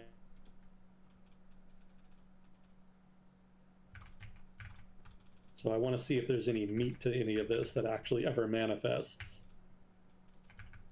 And then the final item here is the leader of Venezuela's opposition, a Miss Mercado, is making more noise about returning to Venezuela. This is getting a little repetitive at this point because she's basically been consistently talking about returning to Venezuela since the Maduro kidnapping, but it never seems to happen. So at this point, it kind of feels more like posturing than any kind of substantive threat to actually return. And I really don't know how the Rodriguez government would respond if she did. It could well be that she ends up disappearing. And that may itself be why she hasn't actually gone back yet.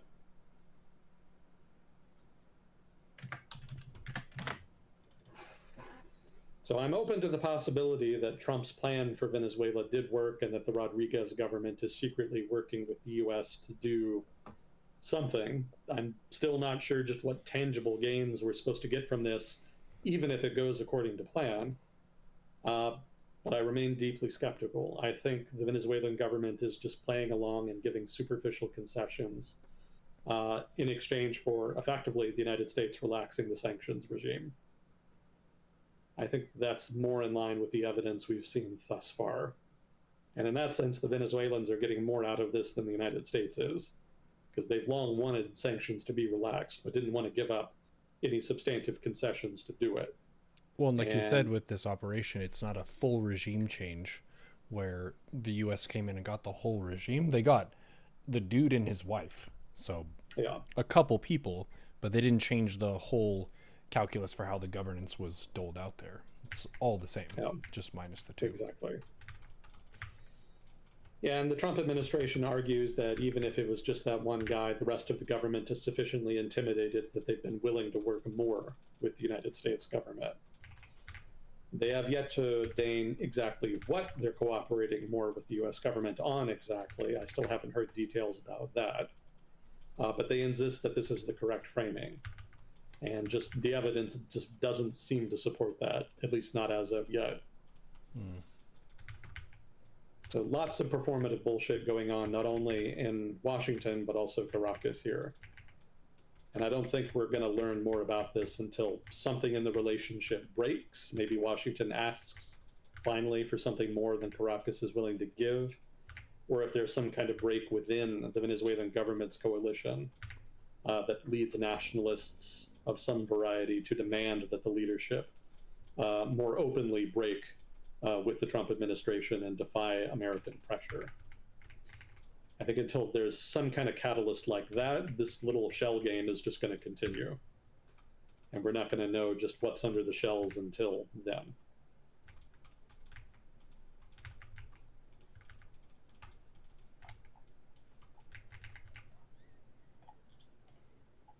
So that's Venezuela. Not really a lot new happening there. Cuba is the other one that I had an update for. So Cuba is slowly getting more interesting. And well, what I mean by that is the Cuba issue is getting more interesting. The Cuba issue being, of course, the US government threatening consistently for some months now that they're going to do something to Cuba. They haven't really elaborated what yet. They're hinting more recently that they might try to launch a Maduro-style raid to retrieve, I believe, Raul Castro, the brother of Fidel Castro. And of course, they've continued to ramp up the sanctions regime. The oil blockade, as I understand it, is still mostly in place. They've given some exemptions to Russians in the recent past, but apparently those were rolled back recently. So there is an oil blockade. There's not a general blockade in place, but there is an oil blockade. And combine that with the sanctions tightening, and the economy in Cuba has definitely started feeling that pressure. Lots more stories about more blackouts, the grid, the electrical grid failing, and just general difficulty getting goods and services of one kind or another. So the pressure campaign is real. The US government refuses to stop talking about it, which implies that maybe there is something in the works. And over the past 6 months, whenever they've had a campaign like this where they're consistently pressuring another country and issuing threats, they did end up following up on it. They followed up in Venezuela, Iran, so now it looks like Cuba's next on the menu. So what does that mean? So a couple updates here. For one, Marco Rubio, I mentioned him earlier. Another thing that he's been doing while he's been making the rounds recently as Secretary of State, he has reiterated the Trump administration's claim that Cuba is a quote-unquote national security threat to the United States. And he insisted that the likelihood of a peaceful agreement is not high. And he also accused Cuba of being one of the leading sponsors of terrorism in the entire region. So all of that is pretty strong talk. Still fairly cheap talk in the grand scheme of things, but it clearly suggests that the Trump administration is at least pretending to try to make a case here for potential intervention into Cuba. I would point out that virtually nothing he said is actually true. Cuba is not any real substantive national security threat to the United States. And Cuba is not really a leading sponsor of terrorism in the region. In fact, there's relatively little terrorism in the Western Hemisphere at this point, at least in a political sense. If you want to expand the definition of terrorism to include things like cartels and whatnot, you could argue then that there's more terrorism in the region, but I haven't seen any substantive evidence that Cuba is somehow behind any kind of significant escalation in cartel or general criminal violence in Latin America over the past decade and change. I guess the only thing he said that could be considered true is that the likelihood of a peace agreement is not high. Oh, sorry, likelihood of a peaceful agreement is not high. I guess I would trust him on that, because that does seem to be what they're shifting towards as far as how to resolve the issue, a very much non-peaceful resolution. Something I was reading today, which I thought was interesting, is that Cuba does have significant deposits of nickel and cobalt. And the article in question argued that part of the impetus for the Trump administration to put all of this pressure on Cuba is to gain access to these strategic minerals. And apparently there's a Canadian company that's been operating the mines, these nickel and cobalt mines in Cuba for some time. But they've been so affected by the recent tightening of sanctions against Cuba that they have been in talks to sell their assets in Cuba, apparently to an American company. And even more interesting, this potential sale has the blessing of the Department of State in the United States. And what was it? Oh, and the guy that owns the company that they're talking about selling these assets to had been in the Trump administration in their first term. Apparently it's a Dallas-based firm, and the executive who heads it is a real estate executive who served in the Trump administration. So that's raising some red flags about, insider trading, connections, blah, blah, blah. Nothing really unusual for the Trump administration, but That does suggest there's an ulterior motive here to the allegations of Cuba as a strategic threat. They could be fishing here for strategic assets for the United States, or alternatively, or maybe at the same time, fishing for strategic assets to give as a reward to a political ally, as a kind of postmodern spoils system. I would point out here that the talk about the United States desperately needing strategic assets is kind of bullshit. It's true that the United States is overly dependent on China for both rare earths and refined rare earths. So that is a strategic issue that should be resolved. Nickel and cobalt are not rare earths, though. You can totally source those from countries other than China. And not only the raw materials, but also their refined equivalents. So there's not as much of an issue there vis-a-vis competition with China. So you could argue that it would be better for the United States to source these materials from a country closer to the United States and from a country that the United States has more influence over. But I would point out that Cuba's not that. Cuba's definitely closer, but it has a hostile government. And even if the United States coerced that government into being less hostile, they could turn on the US again at any point and nationalize any of those assets whenever they wanted. So I don't really think that's a good resolution to the issue. More to the point, if you want safer supplies of cobalt and nickel, you can totally find better options, especially with regard to nickel. I think Indonesia is the world's largest producer, or one of the largest producers, and that's a much safer bet, I would argue. And I think Canada is also a significant producer of nickel. So obviously Canada is an even safer bet in that regard. Cobalt's more challenging. I think a lot of that is sourced from the Congo, which we talked about last week, and a lot of that is mined in conflict-ridden areas of the country. So sourcing cobalt from another source besides Congo could be argued to be not only a strategic imperative, but also a human rights imperative, so that less of that cobalt money ends up in the hands of Congolese warlords in the eastern part of the country. But if that's the case, there are almost certainly better options than just Cuba. Even if Cuba has a decent sized reserve, that's almost certainly still not going to be enough for US demand, which is among the largest on the planet. So at best, that's going to mitigate the issue of dependence on foreign imports of cobalt. Certainly, I don't think it justifies this degree of confrontation with Cuba. Right. So my suspicion. Go ahead. You had mentioned, I said right. You had mentioned that Cuba was one of those like unresolved things left over from the Cold War era. So that might be something that's kind of just on the list of, wouldn't it be cool if we got back at those guys who used to be our villains?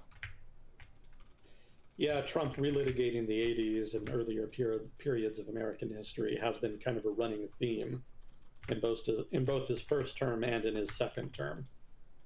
So that's entirely plausible as an explainer here for why his administration is acting as belligerent towards Cuba as it has. But I think corruption is also a pretty strong indicator, a strong explainer here, a strong determinant, I should say. The fact that the Canadian firm is in talks to sell its assets in Cuba to a politically connected American family, that's a pretty glaring red flag to me. If that happened in any other country, like, foreign observers would immediately just assume it was a corrupt deal by the government to try to reward a loyalist. I don't think people either inside or outside the United States are as used to thinking about American foreign policy in those terms, but I think Trump is kind of giving us a crash course on this. So it may be that the strategic imperative argument that the United States needs to source strategic minerals from the Western Hemisphere and from a country it has more influence over, I think that's an excuse. Specifically for the reasons I already elaborated. There are better alternatives. So I think that kind of undermines that argumentation, and I think then that kind of leaves the cronyism as a stronger determinant. And I'm open to being wrong here. I could be misreading this, but The Trump administration has a streak of cronyism and just corrupt deal making at this point. That's especially strong in his second term. So I would not put it past the Trump administration to be doing this whole Cuba operation, if that's what you want to call it, for reasons that are as performative as they are self-interested. Let's put it like that.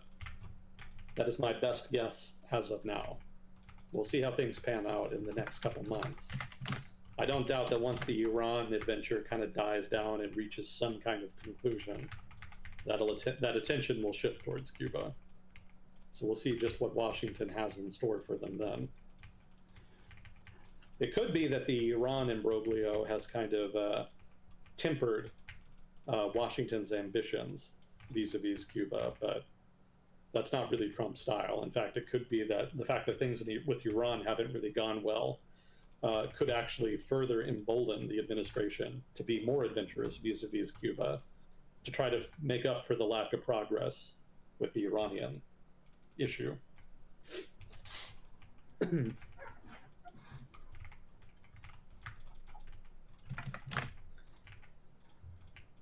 So lots of drama there to talk about. We'll see how it all shakes out.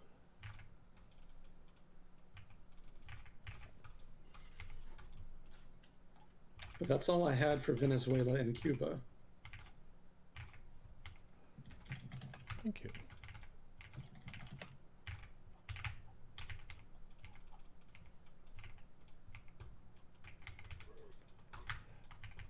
I thought you were talking about Brazil earlier when you were talking about South Korea and the former leader in hiding and stuff. No, not quite. Some parallels there for sure. Yeah, they both impeached their populist right-wing presidents. Mm-hmm. And the new governments have been kind of struggling and fishing around for legitimacy in the wake of that. I think the government in South Korea has been more successful with that. Last I heard, the approval rating of the new president is actually pretty decent. Brazil, on the other hand, is having more trouble. Flavio Bolsonaro, the son of the previous president Jair Bolsonaro, is running a pretty competitive race, a pretty competitive campaign for the presidency. And last I heard, it was still neck and neck in the polling between Bolsonaro and Da Silva, the incumbent. Mm-hmm. So we may well have another Bolsonaro administration running Brazil soon. Crazy. Well, you know, he was always pretty popular, and the right in Brazil hates the left, famously so. So there was really not a whole lot he was going to do to shake their faith. So yeah, we'll see what happens.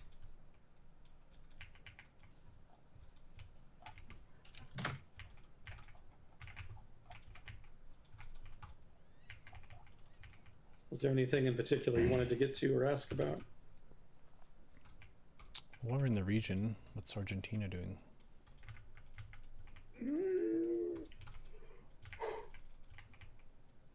That's a good question, actually. I keep meaning to check in on their economy to see how the reform effort is going.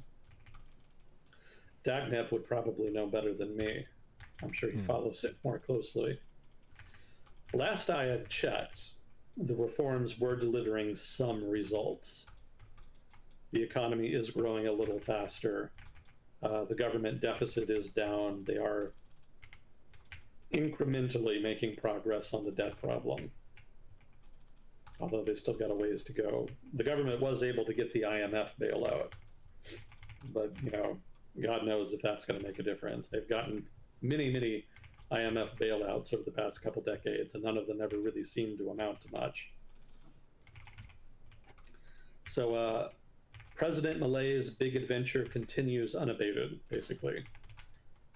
He is still continuing to try to push through reforms with mixed results to show for it.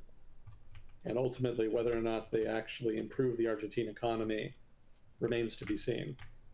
That experiment is very much in progress. I think Dagnip did send me an email with some slides from a think tank that were critiquing Milei. Now that I think about it, I don't think I ever did actually respond to that.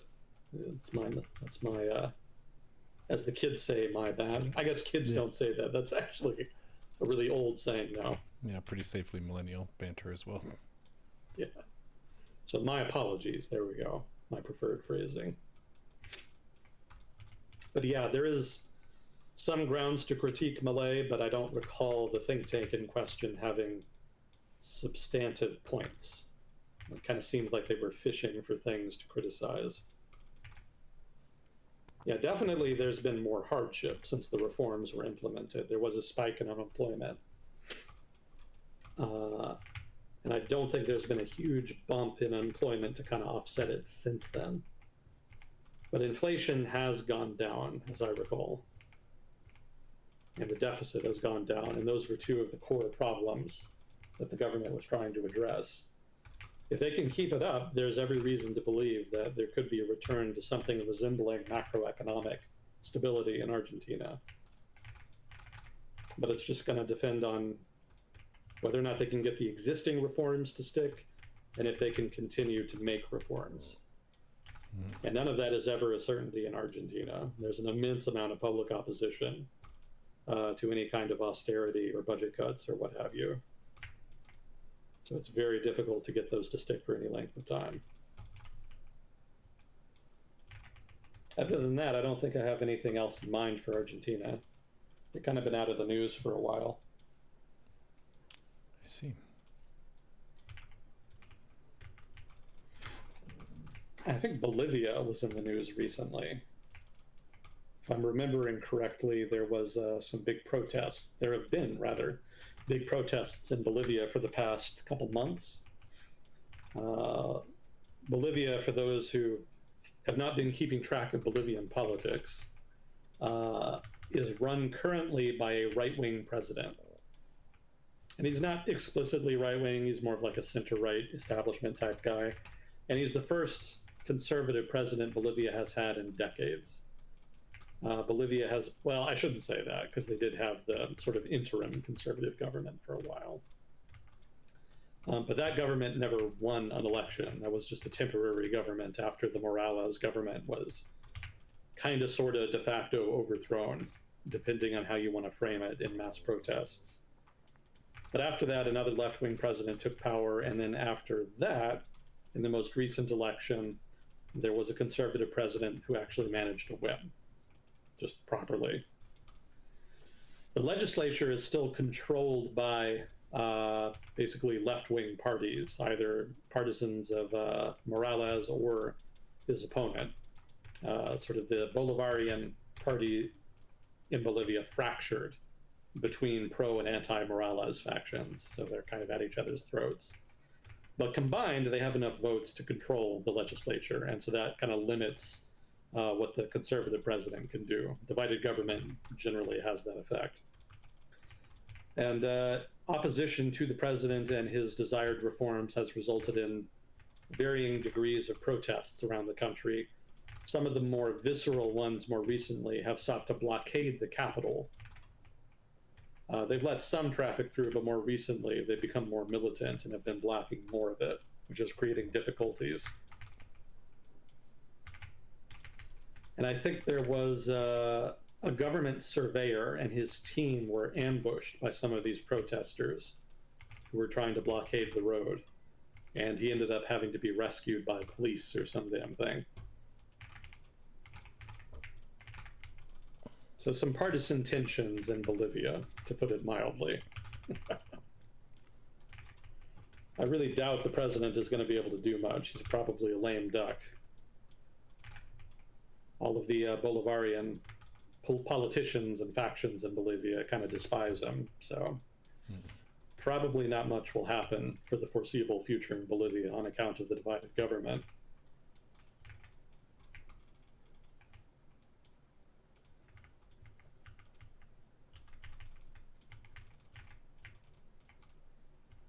I haven't heard anything about the caste administration in Chile recently. I think he did take office finally, so he is in power. He is now the president of Chile. But I really haven't heard much about him. I would have expected to hear more, given how right-wing he was portrayed as.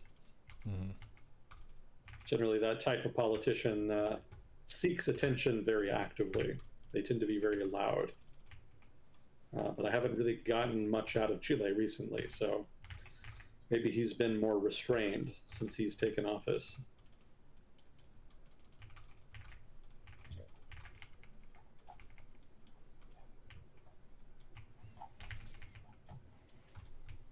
What else did you want to ask about, if anything?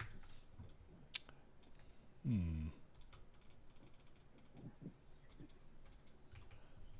think I had anything else. Like a region, the topic, history, the economy. Well, I was I think hearing a lot about the way that Japan has integrated a lot of things from outside cultures that we now think of as very Japanese. One of them, near and dear to many of us, is ramen. Ramen is super good, but apparently it was a Chinese noodle soup first that they ended up making just kind of in city street vendors and so on. Now it's definitely thought of as a specifically Japanese thing, but food history is always fun. Okay. Things that Japan imported and then adapted so well that people think that it was authentically and originally Japanese. Is that the question? Yeah, sure. Okay. This is kind of a cheeky answer, but have you heard of Bushido? Yeah, samurai culture stuff. Yeah. So there is a real history of Bushido in Japan.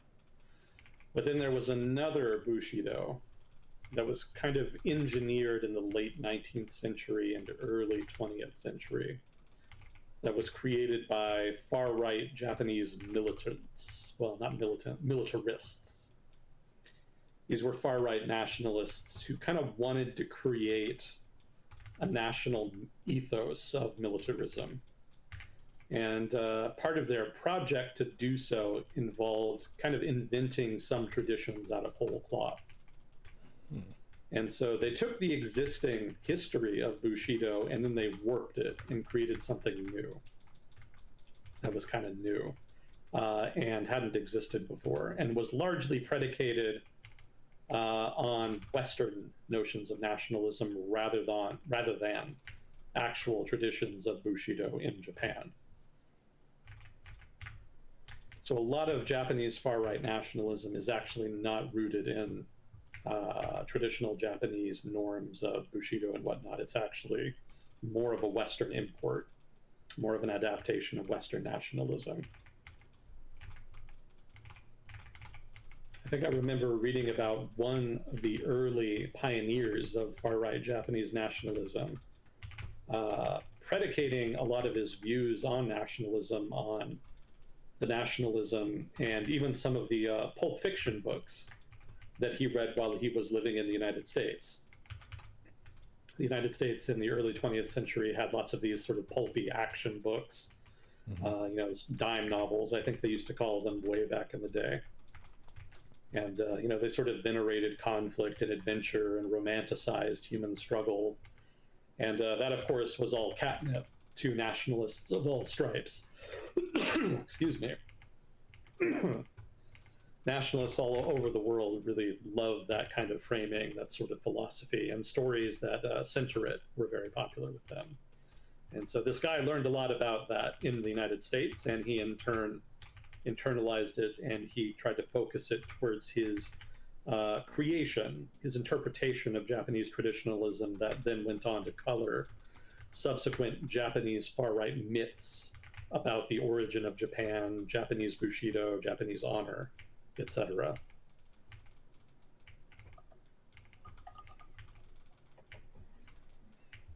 So that's not as innocent as your example of Japanese cuisine.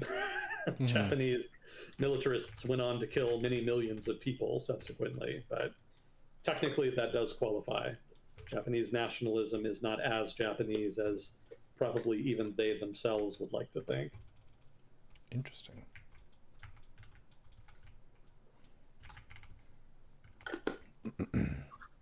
That makes sense, though. Whenever there's a conflict, you want to have some means to galvanize your troops and so on, make them feel like they're capable and able to take victory and so on, and telling them that they are descended from people that are just better than other people is a pretty standard tactic.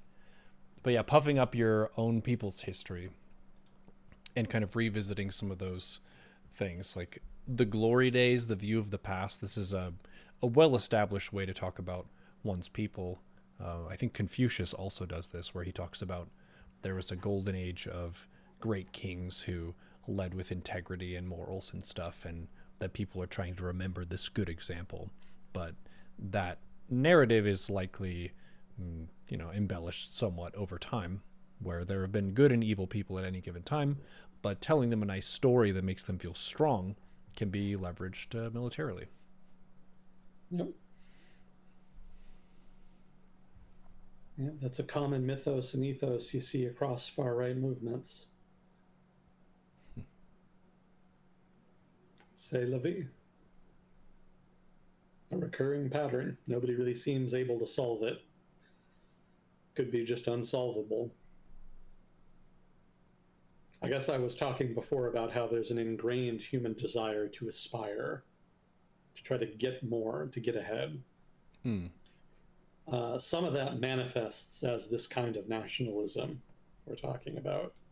So in so much as that's the case, you could say that there is an innate human drive towards violent nationalism. And that modern civilization, especially modern urban civilization, is basically in constant tension with that impulse, trying to tame it or at least mitigate it, so that these people don't end up sundering society as we know it as part of some venal struggle for racial or class or individual self-aggrandizement. Yeah, it's trying to figure out what to do with the element within us that allows us to resist tyranny, but at the same time, we need to accept each other as fellow humans.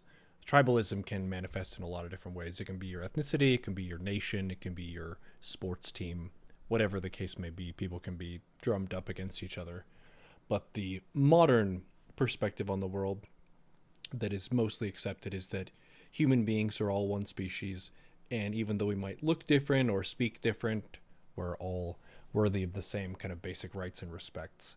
But that's a very trained set of ways to think about the world. I think the innate, natural, primal human capacity is I want mine, I want my stuff, I want my family to be safe, and I'm willing to fight you to do that. And that energy, it's timeless. That's always been around since we're scratching on rocks and stuff and we're cave people. We still need to protect our stuff. If we've built something or if we've hunted, we need to defend that. So being suspicious of people and being willing to go to bat against them, especially if you're different than you, that's a very deeply rooted human energy.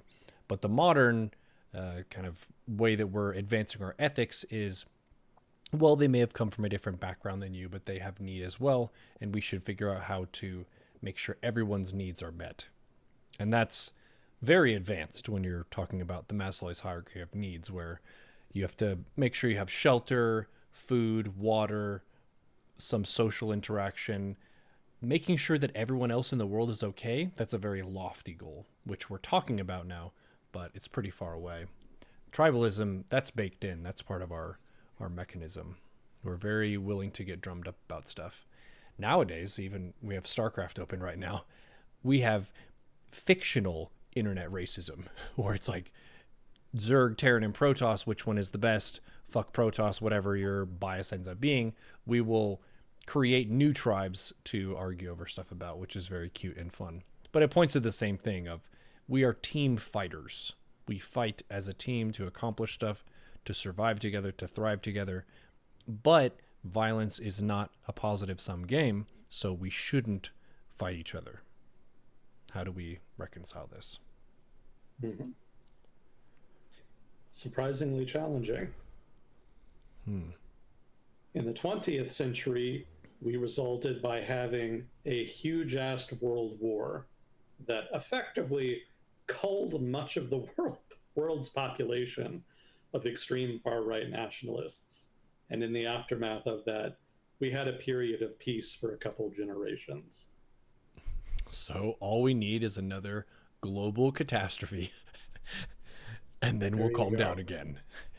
There you go. Get it out of our system. Why don't we just do something silly like a space race or Ninja Warrior? Something goofy. Is this guy going to be able to jump over this thing for his country? If only it were so simple. We did get one question. They asked, Oh, can you ask about the amount of countries still printing a lot of money? are they? I hadn't really thought so. Oh, yeah, I see the question here in Discord. Can you tell us about amount of countries still printing a lot of money? It seems Canada, USA, and Europe are. I think a lot of countries are printing a lot. If they are, that's the first I've heard of it. I don't really think so. I think inflation is more what central banks around the world are concerned about, and that generally means raising interest rates. So putting less money, basically, into the economy. Yeah, quantitative easing has been dialed down significantly. Monetary expansion has not really been a thing in the major economies over the past couple of years, specifically in response to inflationary forces. So, no, I don't think they're printing money anymore. If you define printing money as monetary expansion, anyway. They were never literally printing money, if that's what you mean. A lot of people kind of have that perception because of a lot of agitprop online, but yeah, that was never an accurate portrayal or characterization of monetary policy. Certainly not in the developed world.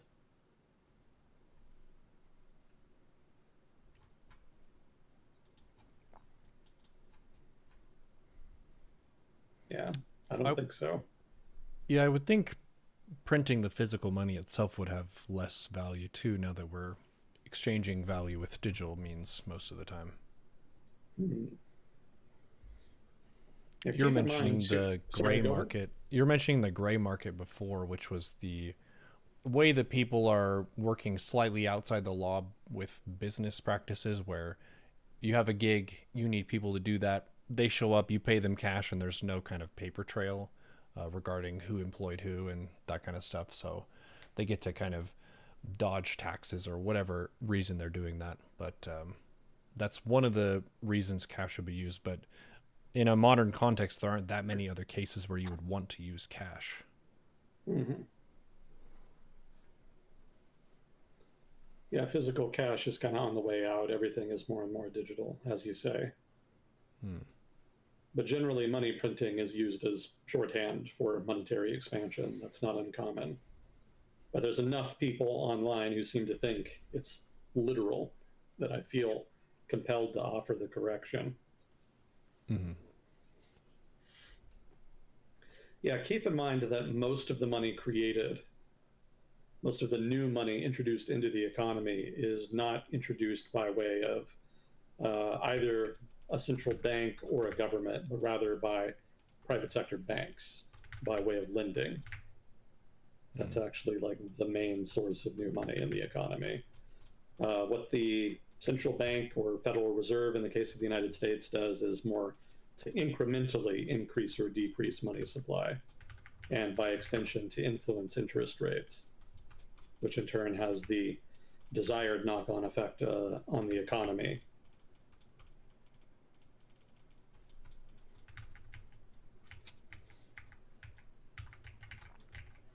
I think American banks anyway are doing pretty well overall. Regional banks seem to be having some trouble. And there's some question about whether or not there might be a string of defaults there on account of the AI bubble. But I think the bigger banks continue lending robustly.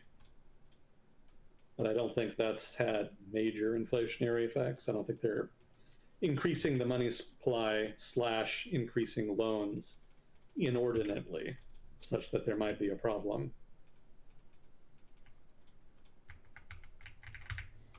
Steady as she goes then. Yeah, for the most part, like I mentioned earlier, the US economy continues to run apace. It's doing relatively well. Even if you control for the fact that the government is probably fudging numbers at this point in its economic data, overall, the macroeconomic stability in the United States is pretty impressive. It's weathered a significant amount of disruption over the past year or two. Mm-hmm. There hasn't been mass unemployment. There hasn't been major inflation. Jobs growth is decent, not necessarily great. I think there was one surprisingly strong jobs report recently, but I have a sneaking suspicion that's going to be corrected downwards over the course of the next couple weeks or months. So yeah, as much as people might not like how they're doing in the modern economy, the overall status of that modern economy is pretty positive. Lots of green flags by any traditional measure. A little more of a mixed bag in other places like Europe or China, but even if you look at those places and the overall global economy, growth has been okay. Not great, but not terrible either.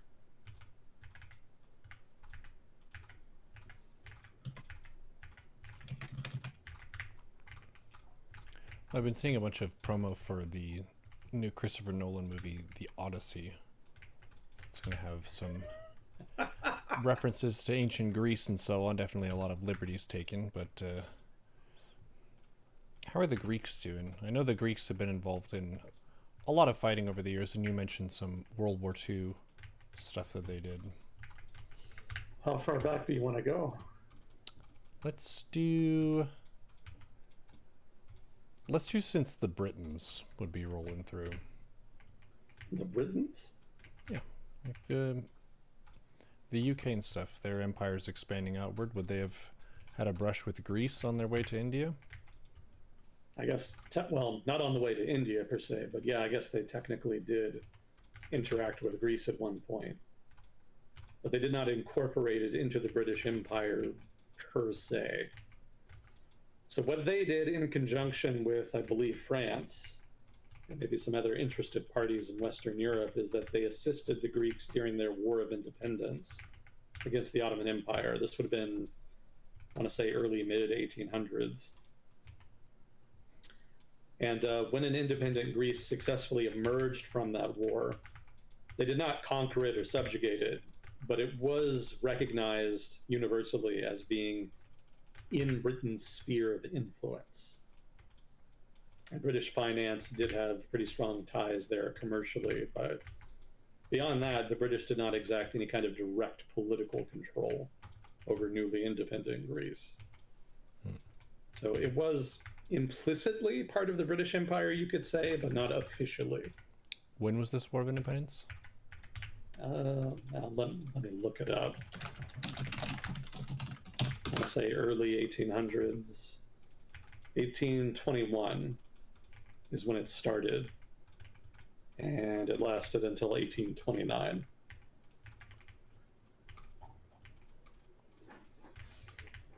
So let's see, they had been previously under Ottoman rule since the 1500s, I want to say.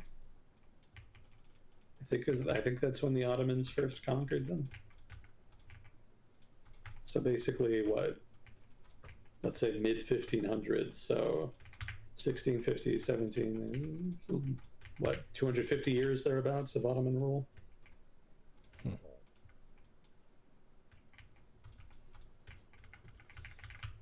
And then after that, Greece kind of turned into a basket case. Yeah, their politics were known for being very unstable and very corrupt. They had not insignificant political violence in the, let's say 100-some years after independence. Lots of feuding between powerful political families and different political factions. The economy was not great, largely agricultural. Obviously, it was no longer like a major center of trade. And so there was not a whole lot going on there economically, which resulted in something of a, what would you call it? An emigration out of the country, which kind of waxed and waned over time, depending on both Greek and global economic conditions. Yeah, the main reason it was able to retain independence in that period is because it was de facto protected by the British Empire. So if we skip ahead into the early 20th century, Greece allied with some of the other Balkan states that broke free of the Ottoman Empire in the late 19th century. And they went to war with the Ottomans, and they were able to successfully win a couple of those and break some more territory off of the obviously declining Ottoman Empire. These were part of the Balkan Wars in the very, very early 20th century. And that, of course, led to World War I, which Greece did participate in. They were a combatant. Yeah, they did not do great overall. I think the British were hoping they could use it as a staging ground to invade Ottoman and Austro-Hungarian territory, but as was, the front line ended up largely just stagnating for most of the war, so not much came of that. Yeah, the real action was in the immediate aftermath to World War I, because as part of the peace treaty between the Ottomans and the Allies, actually, I guess it was the Entente at the time, the treaty that ended the war between the Entente and the Ottoman Empire resulted in the dismembering of the Ottoman Empire, and most of it was broken off into independent countries in the Middle East. But on the Anatolian Peninsula itself, the Ottoman Empire was not broken up into independent countries, but rather was broken off into basically zones of occupation. If I'm remembering this correctly, please correct me if I'm wrong. But the zone of occupation for the western part of the Anatolian Peninsula was given to the Greeks. And it was actually a big chunk of the western Anatolian Peninsula. And a lot of it encompassed territory that had been historically Greek way back in ancient times, and still retained a very large minority of ethnic Greeks. And so Greek nationalists were delighted, because for them it was sort of a return to lost territories. And they were hoping to retain that for the long term.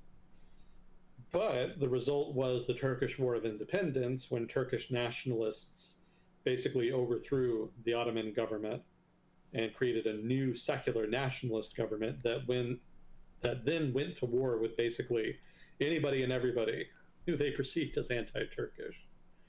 And the Entente was probably powerful enough to have subjugated them, but the issue was that everybody was exhausted after World War I, and not only politically or in terms of resources, but also financially.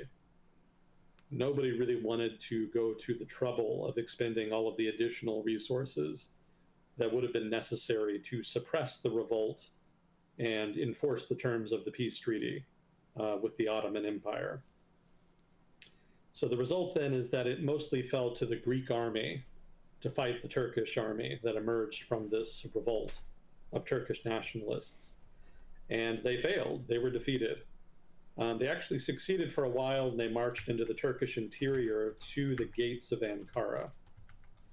And it was there that they suffered a decisive defeat by the new Turkish army. And after that, the Turkish army routed them basically out of Greece. They chased them all the way back west to the western coast of Turkey, and then forced them to leave. And subsequently, there was a massive purge, one of the nastier incidents of ethnic cleansing in Europe's 20th century history, which is saying something, because Europe definitely had some dramatic examples thereof in the 20th century.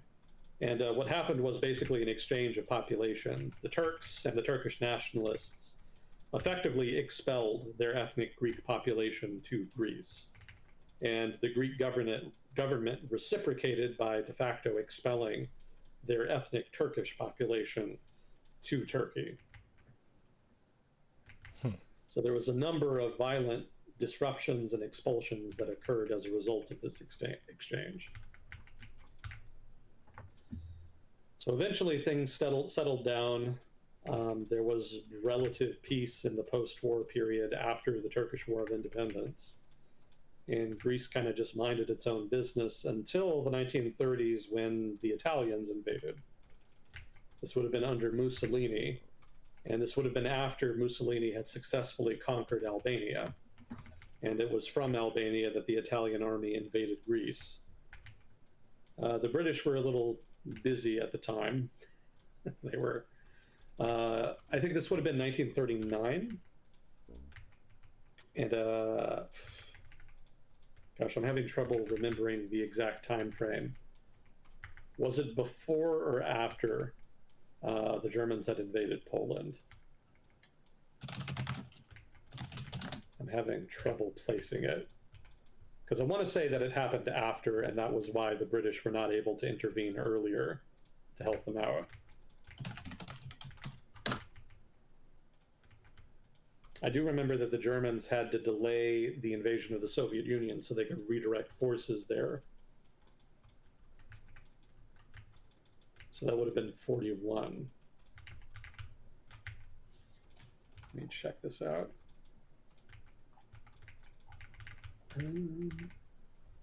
Greco-Italian War, October 1940.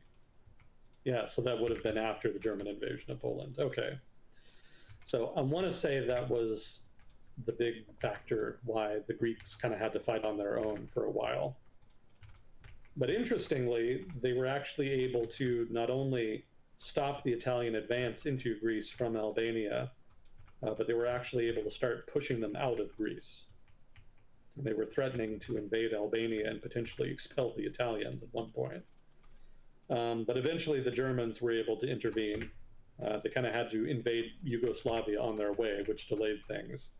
But eventually they did get to Greece and they were able to successfully invade and subjugate it. By that point, the British had actually finally deployed an expeditionary force to Greece, but it wasn't able to do very much.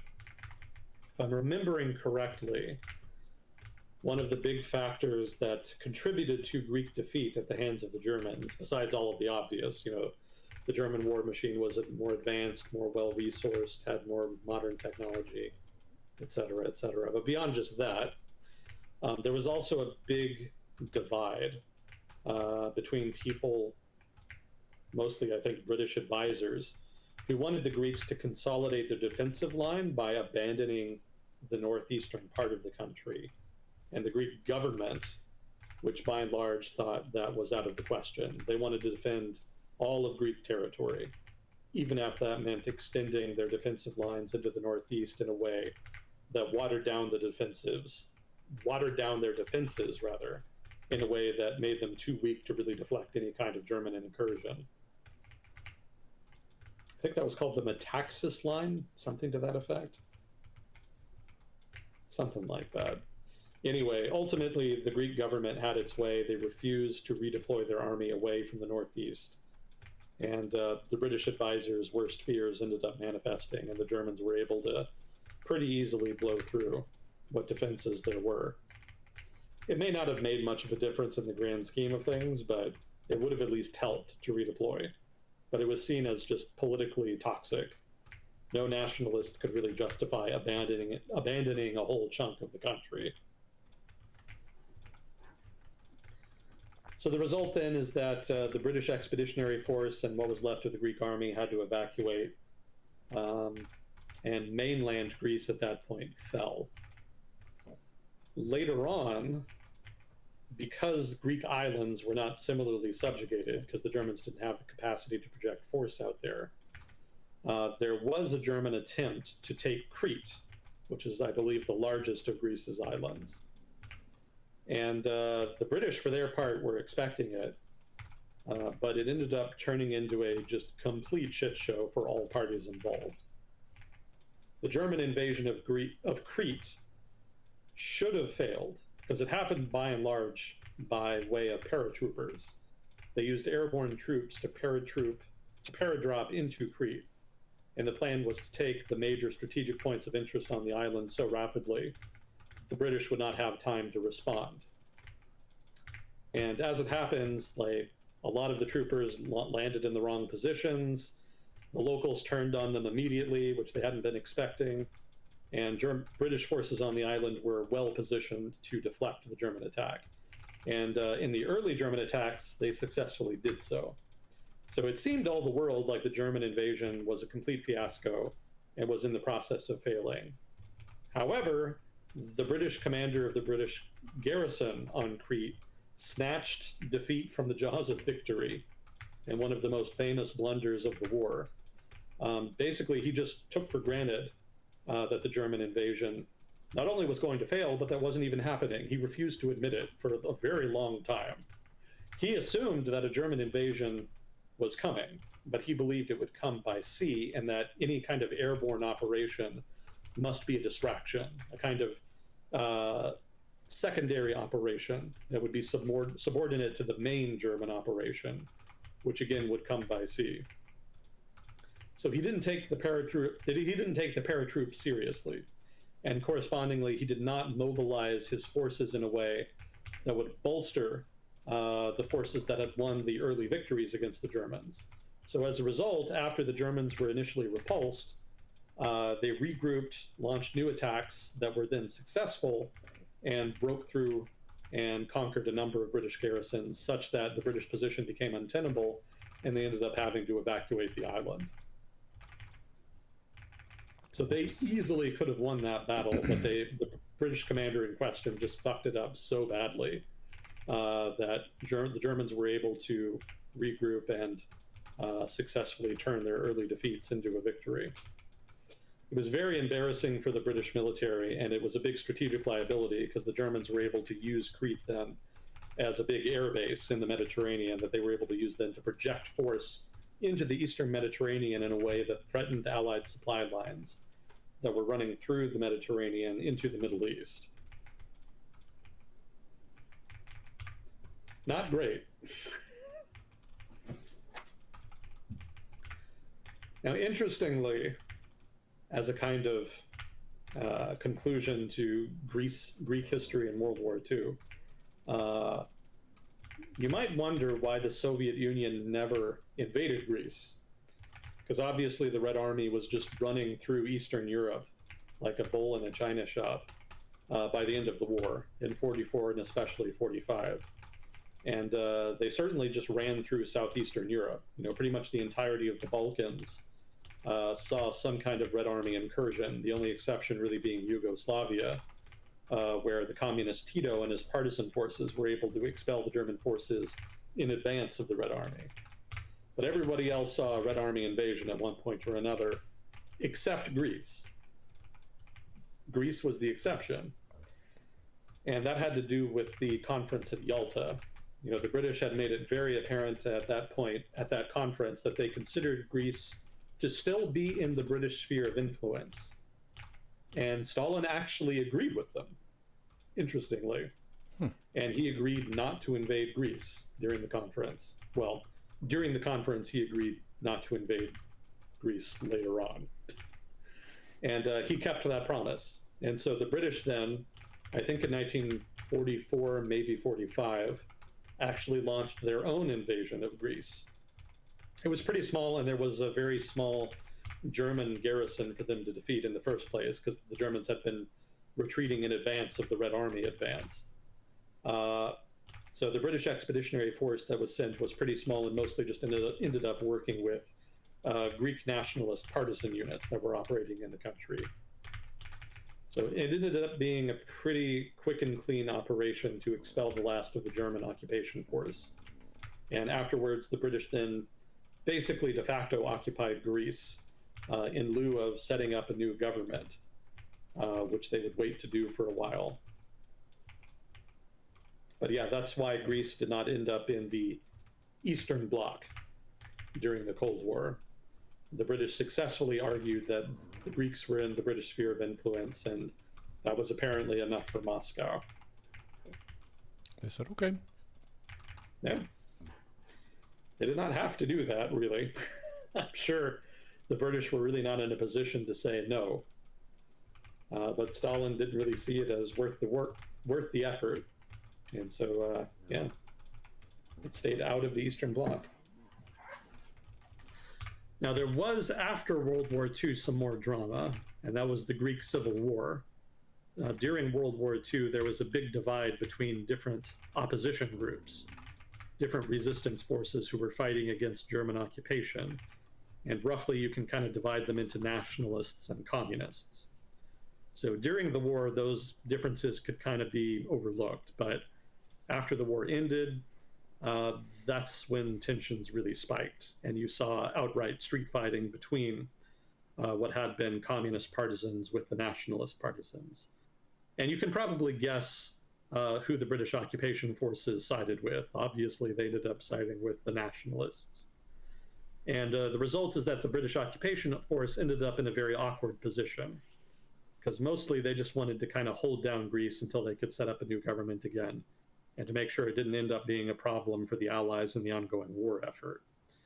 But instead, they found themselves in the middle of what became an increasingly bitter civil war between rival political factions in Greece. And they really didn't want that. That was not an ideal scenario for them. Nonetheless, they still helped out the nationalists because they really didn't trust the communists, or the Soviets for that matter, whom they assumed were backing them. And so for a couple of years after the war, that civil war raged.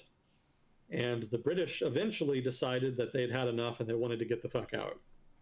Because maintaining an expeditionary occupation force in Greece was expensive, and the British government was really hurting for money by that point.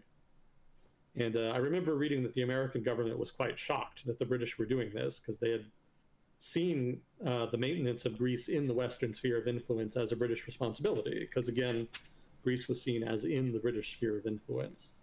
And they also saw it as being very damaging to the Western cause, because abandoning the nationalists in the Civil War, which they assumed the British were doing as part of the withdrawal, would mean effectively handing Greece over to the communists. And in turn, Greece would then presumably align with the Soviet Union in the Cold War, which Washington would not have liked. So Washington criticized London over this to no avail. London just didn't have the money anymore.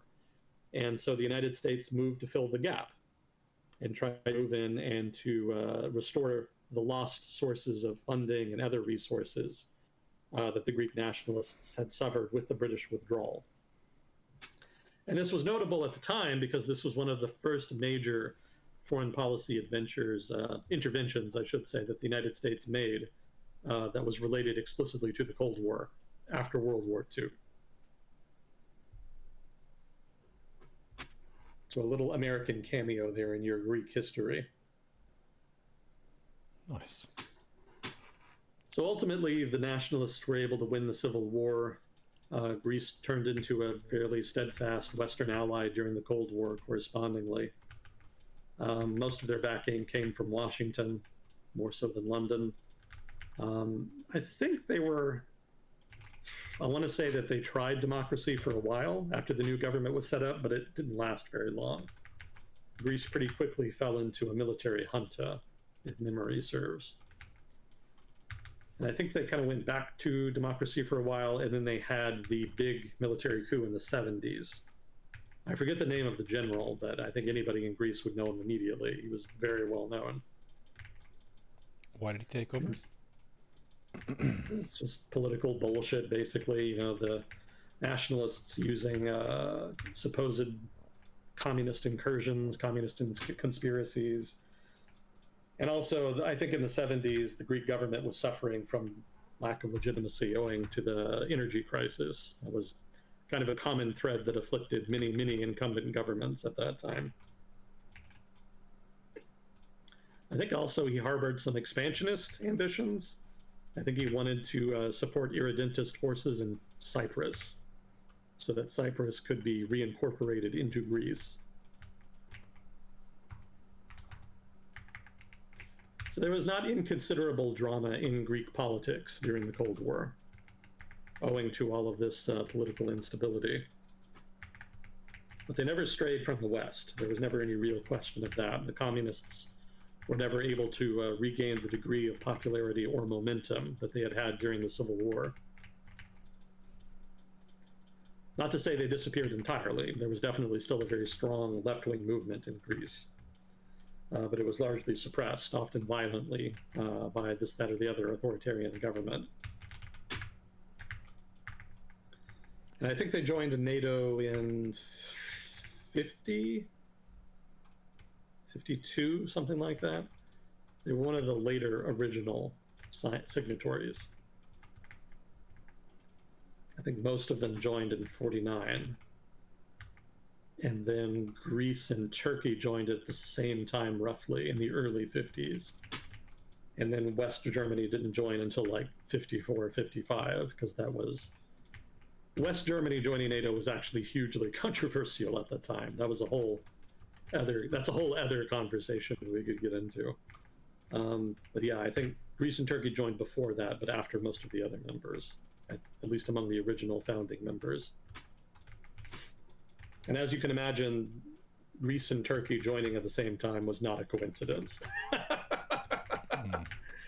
Yeah, they were both kind of reluctant at first, but Greece in particular was concerned about the prospect of their main perceived rival joining a major military or defense alliance like that, and so they wanted in too. Obviously, concern about Soviet aggression and communist aggression was a big determinant, but Greco-Turkish rivalry was also a major determinant. That should not be undersold.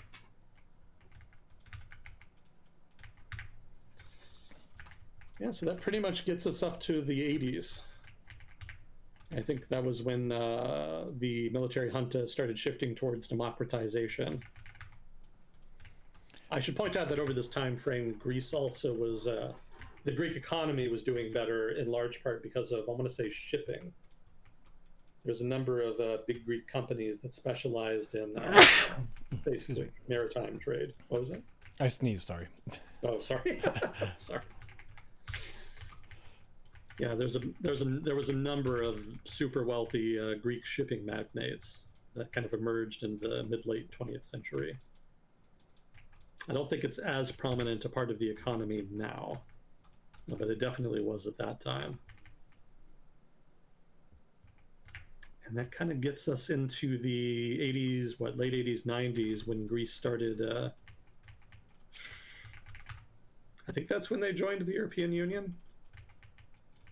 Or did they join in the 70s, back when it was still the European Economic Union? EU, Greece membership. I'm blanking out on the timeline. Greece in 1981, okay, yeah. It was when it was still the EEC. So yeah, that opened up opportunities for them, but especially in the 90s when they joined the Eurozone and adopted the euro as a replacement for their own currency. That opened some doors for them, fiscally speaking. Because before, when they had their own currency, international lenders were very skeptical about lending to Greece. Because the Greek economy, the Greek fiscal situation, and also the Greek currency itself were all very volatile. And that made lending to them a little risky, more so than a lot of lenders would have liked. But when they adopted the euro, then the currency risk, at least, was significantly mitigated. You know, if the independent Greek currency might suddenly collapse one day because of some debt crisis or other economic crisis, you could have much more confidence in the euro not doing that. And so that resulted in interest rates on loans borrowed by Greece falling significantly, and that in turn led to the Greek government borrowing much more money. And if you're familiar with the Eurozone crisis in the aughts and 2010s, you can see how this led directly to that crisis. The Greek government borrowed more and more money. That juiced the economy. The economy did better and better, but it was kind of a bubble because it was disproportionately dependent on government spending. And so when the financial crisis happened in 2008, the fallout from that a couple years later was basically a run on loans. Well, I shouldn't say that. I should say a series of debt crises in Europe. That's the better way to put it. That included Greece. And that led to a long series of... That led to the Eurozone crisis, was dragged out for years. And Greece suffered pretty grievously on account of that. It would have been much better if they had actually implemented the economic reforms that were requested of them, which they largely opposed, or if they had just defaulted on the debt and just accepted the short-term economic pain so that they could start recovering and benefit in the long run. they didn't end up doing either. And so the recovery from the Eurozone crisis was prolonged way longer than it needed to be. And so the Greek economy suffered correspondingly. It didn't really enter full-scale depression, but it did effectively stop growing for a prolonged period of time, to the point that a lot of young people found it very difficult to make a living. And so that resulted in a wave of immigration out of Greece of a scale that Greece had not seen in some decades. And there was a populist movement there called Syriza, which I believe was left-wing in orientation, that hoped to challenge what they saw as, the European Central Bank, the German government, et cetera, other actors that they saw as forcing Greece to go through a difficult period of austerity when they didn't need to. And so Syriza confronted Greece's lenders in the hope that they could get better terms, and it failed, because ultimately they misread the Eurozone crisis as an economic crisis instead of a political crisis, which is what it really was. It was imminently fixable, but the issue is, well, it was multifaceted. I don't want to put the blame entirely on Germany, but the German government wanted to bail out German banks, but that would have been very politically unpopular. So instead, they tried to frame it as bailing out Greece and other governments in the Eurozone that were struggling with debt. And that created a difficult conundrum where the German government could not really forgive Greek debt without it becoming apparent that the whole thing had really just been about bailing out German banks. So the German government had a very strong political incentive not to do that. And at one point, the finance minister of Germany actually kind of tipped his hand about this, because the German government's official position was that the Greek government should not default and should implement reforms and pay off its loans to German companies over time, and more specifically the German government, which had taken on those loans as part of the bailout. But the unofficial position, which at one point the finance minister actually said out loud when he wasn't supposed to, is that they actually would have preferred for them to just default on the loans so that the whole crisis would finally just fucking end. That didn't happen because the Greek authorities were not interested in the political cost that would have entailed. Because, of course, austerity was very unpopular, and implementing more austerity and more reforms, none of that was appealing. So ultimately, all of the political actors that took control of Greece after the Eurozone, during the Eurozone crisis and after, up to and including Syriza, were not willing to take the dramatic steps necessary, up to and including a default, which Syriza itself had actually been threatening at one point. They saw that as their only real leverage to get debt forgiveness. But ultimately, when push came to shove and it became apparent that the Germans were not actually interested in giving ground, even in the face of a default by the Greek government, Syriza ended up walking back the threat. It turned out to be a bluff on their part. And they actually got a lot of shit from one of their main economic advisors, a guy named Venice something. He's kind of gone on to be a famous left-wing commentator in European politics. But at the time, he was leading their negotiations, and he believed firmly that if they could not get what they wanted, they should default. And the government was not willing to do that. And so as a result, the pain and economic dislocation from the ongoing pseudo-austerity measures they've been taking continued for several more years. And so the whole thing just ended up being a shit show. Nobody was willing to actually recognize it as a political crisis and negotiate it as such. Everybody was pretending it was an economic crisis. And in turn, they ended up just making it worse. Kind of dumb, but if you look at the individual decisions everybody was making, they all make sense in their own isolated cases. Mm-hmm. And so Greece has basically been in recovery ever since then. They've been doing better in recent years, but politically the country is kind of broken. Because after Syriza basically failed to fulfill their mandate to end the crisis, people kind of stopped voting. Voter turnout collapsed. Nobody had faith in anybody, establishment or populist, in fixing the country's problems. And so the result is that there was actually a establishment center-right party that ended up winning the next election. But it had very little popularity or popular support. Relatively few people actually ended up voting. And so people just kind of tolerated it. Nobody had any faith that anybody could fix the country's problems. And so people either left the country or just made do as best they could with Greece as it was at the time. And even now, after things have been getting better, there's not really much of an improvement. There's no real, genuinely popular political party or movement or ideology in Greece at the moment. I sometimes wonder, we were talking before about sort of the overarching malaise in European politics, if not the West writ large, where there are all these economic problems, economic malaise, among other issues that nobody seems able to realistically solve. And I wonder sometimes if there won't be a Greek solution, where there will be a period where populists successfully win power on promises to solve them, fail to solve these problems, and then afterwards there's just a return to the establishment, but not with any broad-based popular support. People just kind of give up on politics as a way to solve any of these problems in general, and then just basically give up on voting and then hand over power to whoever can just get the votes of whoever sticks it out. A kind of just breaking of the political and economic spirit of the Western world, so to speak. It doesn't sound great, but it would mean that things would settle down and we could see some kind of stability in which some kind of new status quo could be reached.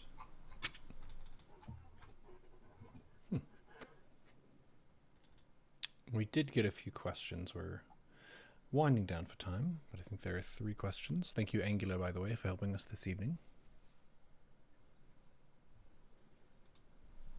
Let's see. Who are some of my favorite world leaders in the last 10 to 15 years?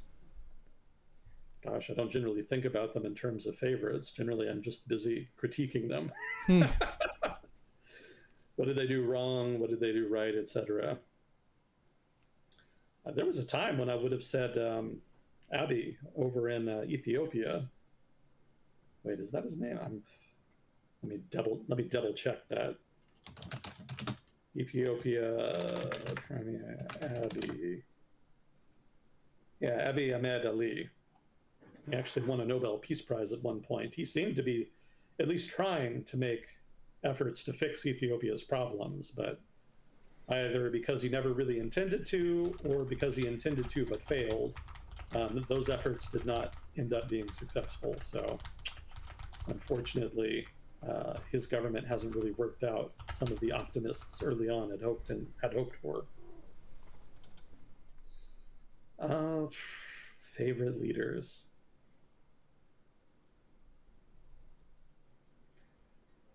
Yeah, I can't say I really have any favorites. If you're asking who's done a decent job as leader in the past 10 to 15 years, you can make an argument for Merkel in Germany, but in retrospect, she did a lot more kicking the can down the road than she did actually solving any. In fact, she really didn't solve anything. In retrospect, there were no problems that she substantively solved.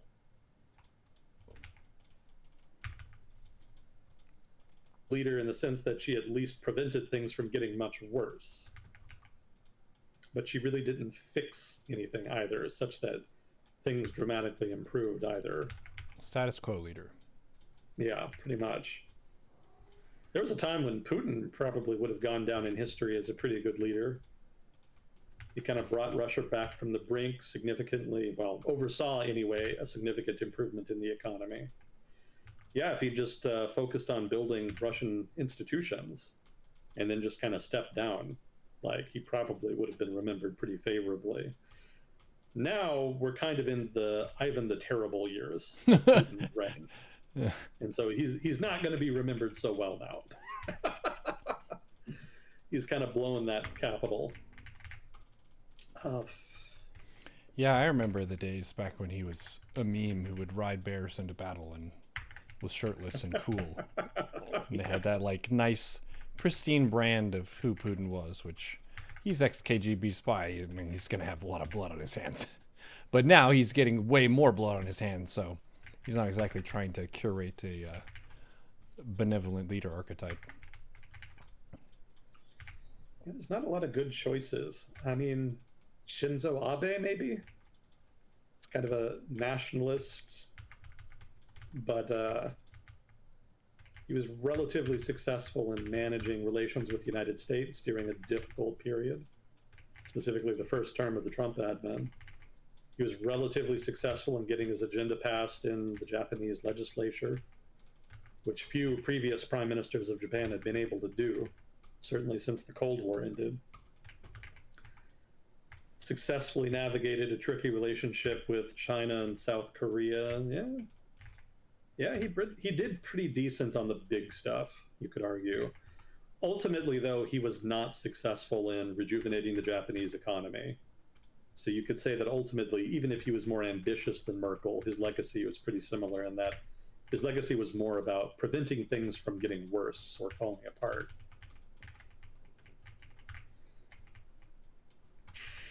You could say Morales and that's not his name. Fuck.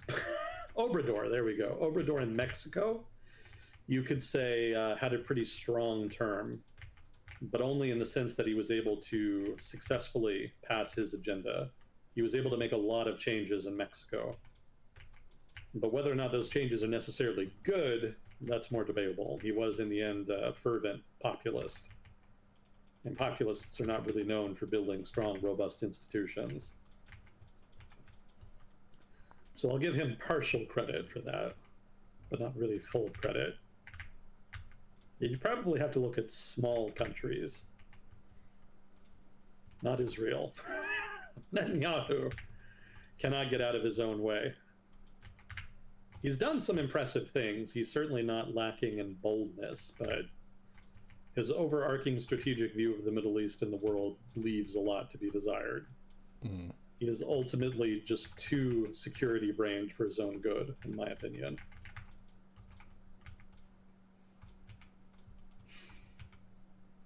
MBS in Saudi Arabia?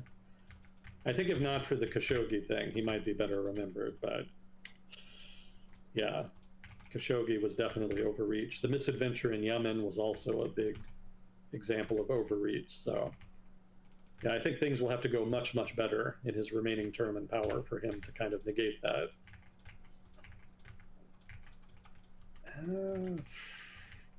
Yeah, the past 10 to 15 years have not produced a good generation of leaders around the world. It's not a good crop. There's not a lot of standouts there. Yeah, I'm really kind of going through my Rolodex here, trying to think of who did a really good job. And there's really nothing coming. You could say Obama did some good things, but he was really more like Merkel in that he was just kind of an establishment guy who didn't really do anything particularly bold.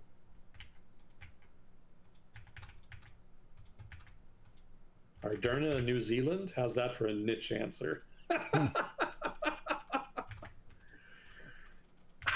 I mean, she didn't change a whole lot, but she was at least somewhat ambitious when she was in power. And she did get some of her more ambitious agenda items passed in the legislature. But she didn't really do much besides. I remember gun control was a big thing and some other left-wing initiatives, but ultimately I don't think she's going to leave a lasting legacy, so she's a little bit handicapped by that.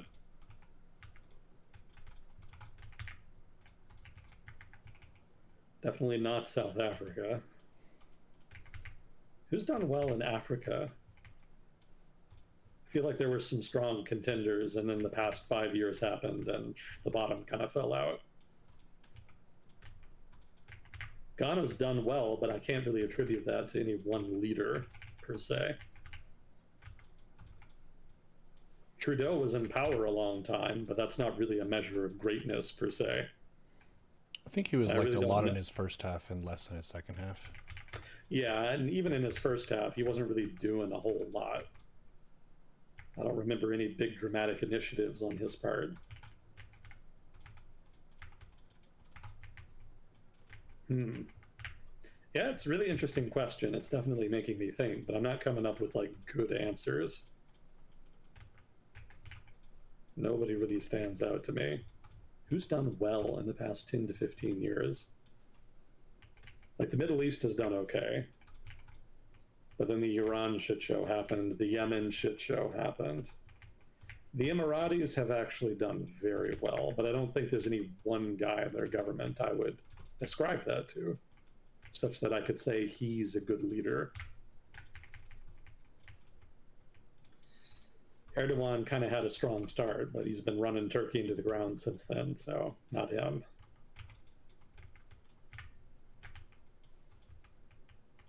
Yeah, I guess nobody. Nobody is my favorite. I guess of the leaders in question in the time frame specified, I could pick the one I like the best, but that's sort of like picking the best player on a losing team. So who would be best of the leaders of the past 10 to 15 years? That's kind of getting away from the spirit of the question, and the answer to that is really going to be subjective and is going to depend on how you define good leader. And it's going to vary so wildly from person to person. I don't even know if I could give like a good answer to that even.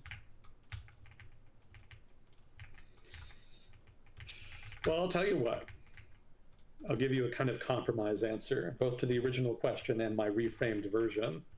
Let's say that the answer is Xi Jinping, because he's made a pretty strong showing since he's taken power. You know, he successfully maintained power, so he's very clearly a smart political operator within the context of Chinese politics. So he's effective in that sense.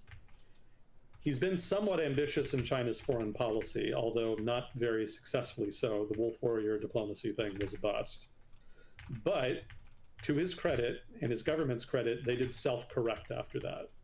They did eventually decide that was dumb and stop doing it. And while they have kind of largely been restrained in the context of the overarching international environment, they've done that pretty strategically. You know, they have not stopped pushing their interest around the world. They've just done it quietly. And that seems to be working for them. You know, when your opponent is making a mistake, do not interrupt them.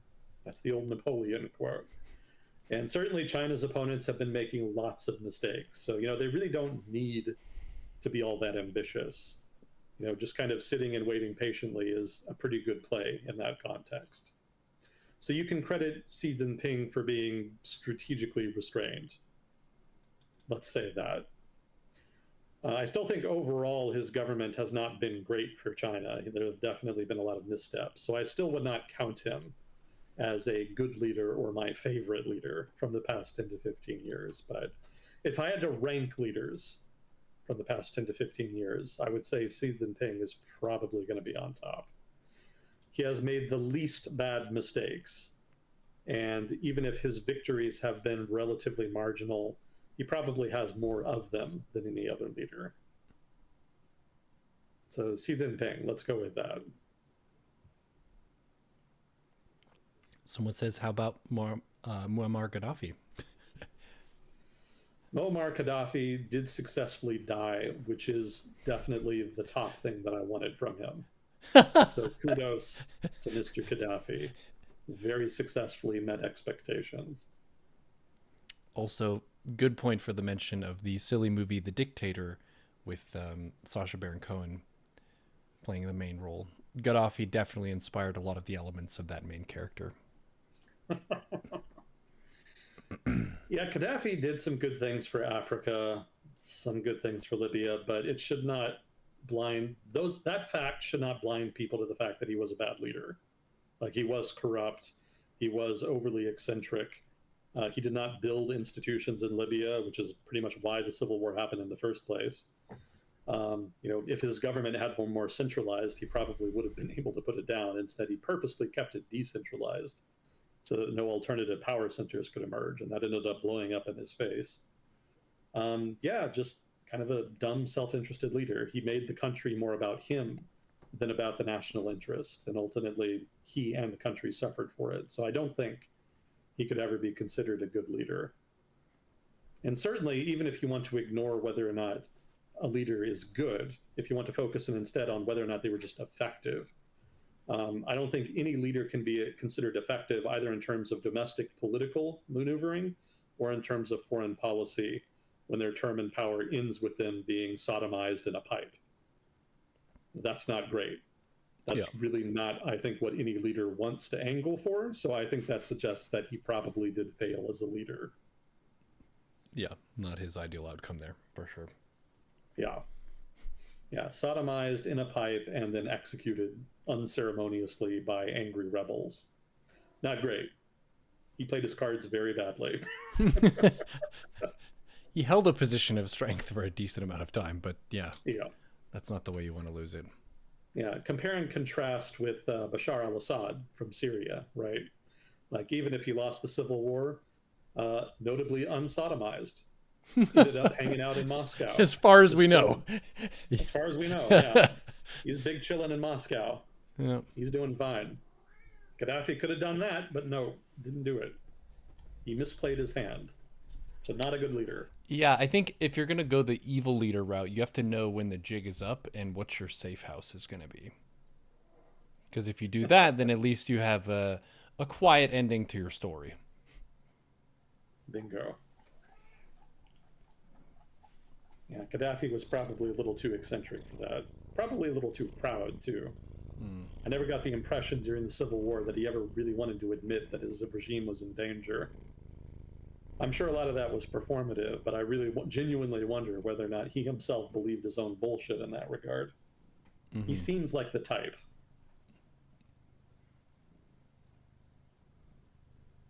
But let's see. I read that in Spain, communists and fascists found themselves working together to overthrow the monarchy prior to World War II. Is that accurate? I think way prior to World War II. I think you're talking about something that happened in like the 1920s, 19 teens, 1920s, when the monarchy was unpopular and successfully overthrown. And I forget the name of the revolution, but yeah, that did successfully overthrow the monarchy and create the Spanish Republic. Unfortunately, that comedy between the right and left did not last, and it ended in the Spanish Civil War, which was one of the more gnarly conflicts in Europe in the 20th century. But yeah, there was a time when right and left were nominally aligned. Obviously, a lot of conservatives sided with the monarchy, but fascists and other radicals on the right were never especially conservative in that way. They wanted to build strong states that built something new on the ashes of the old order. And so, if overthrowing the monarchy was necessary to do that, lots of far right people were willing to do so.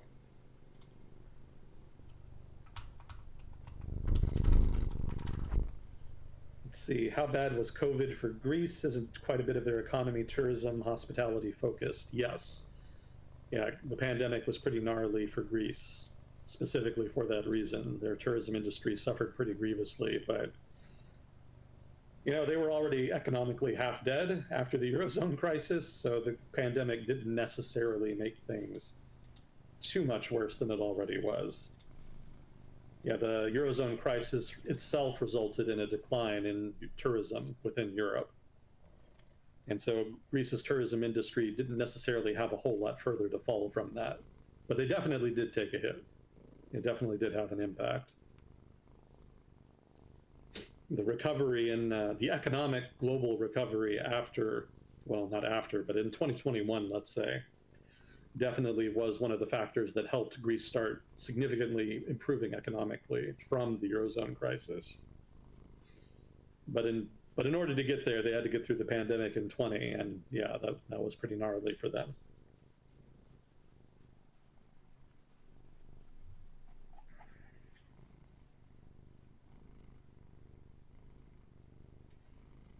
That's it. That's all we had for questions. Was there anything else you wanted to get to? No, I think that about covered it. Chat just asked, I think, regarding Libya, that didn't the U.S. prop up the rebels? So the timeline is that at first the rebels operated on their own, and then after, I think, a couple months, the Europeans intervened, specifically Paris and London. And I think that lasted for a month or two before it became apparent that US intervention would be necessary to fully stop the government advancing into Benghazi. So, yes, I think the third stage, roughly, of the conflict saw full on American intervention. And yes, the rebels probably, presumably, would not have succeeded without the foreign intervention. They did well early in the Civil War, but I think by the 6 month mark or so, the government was starting to turn the tables and was making advances into eastern Libya.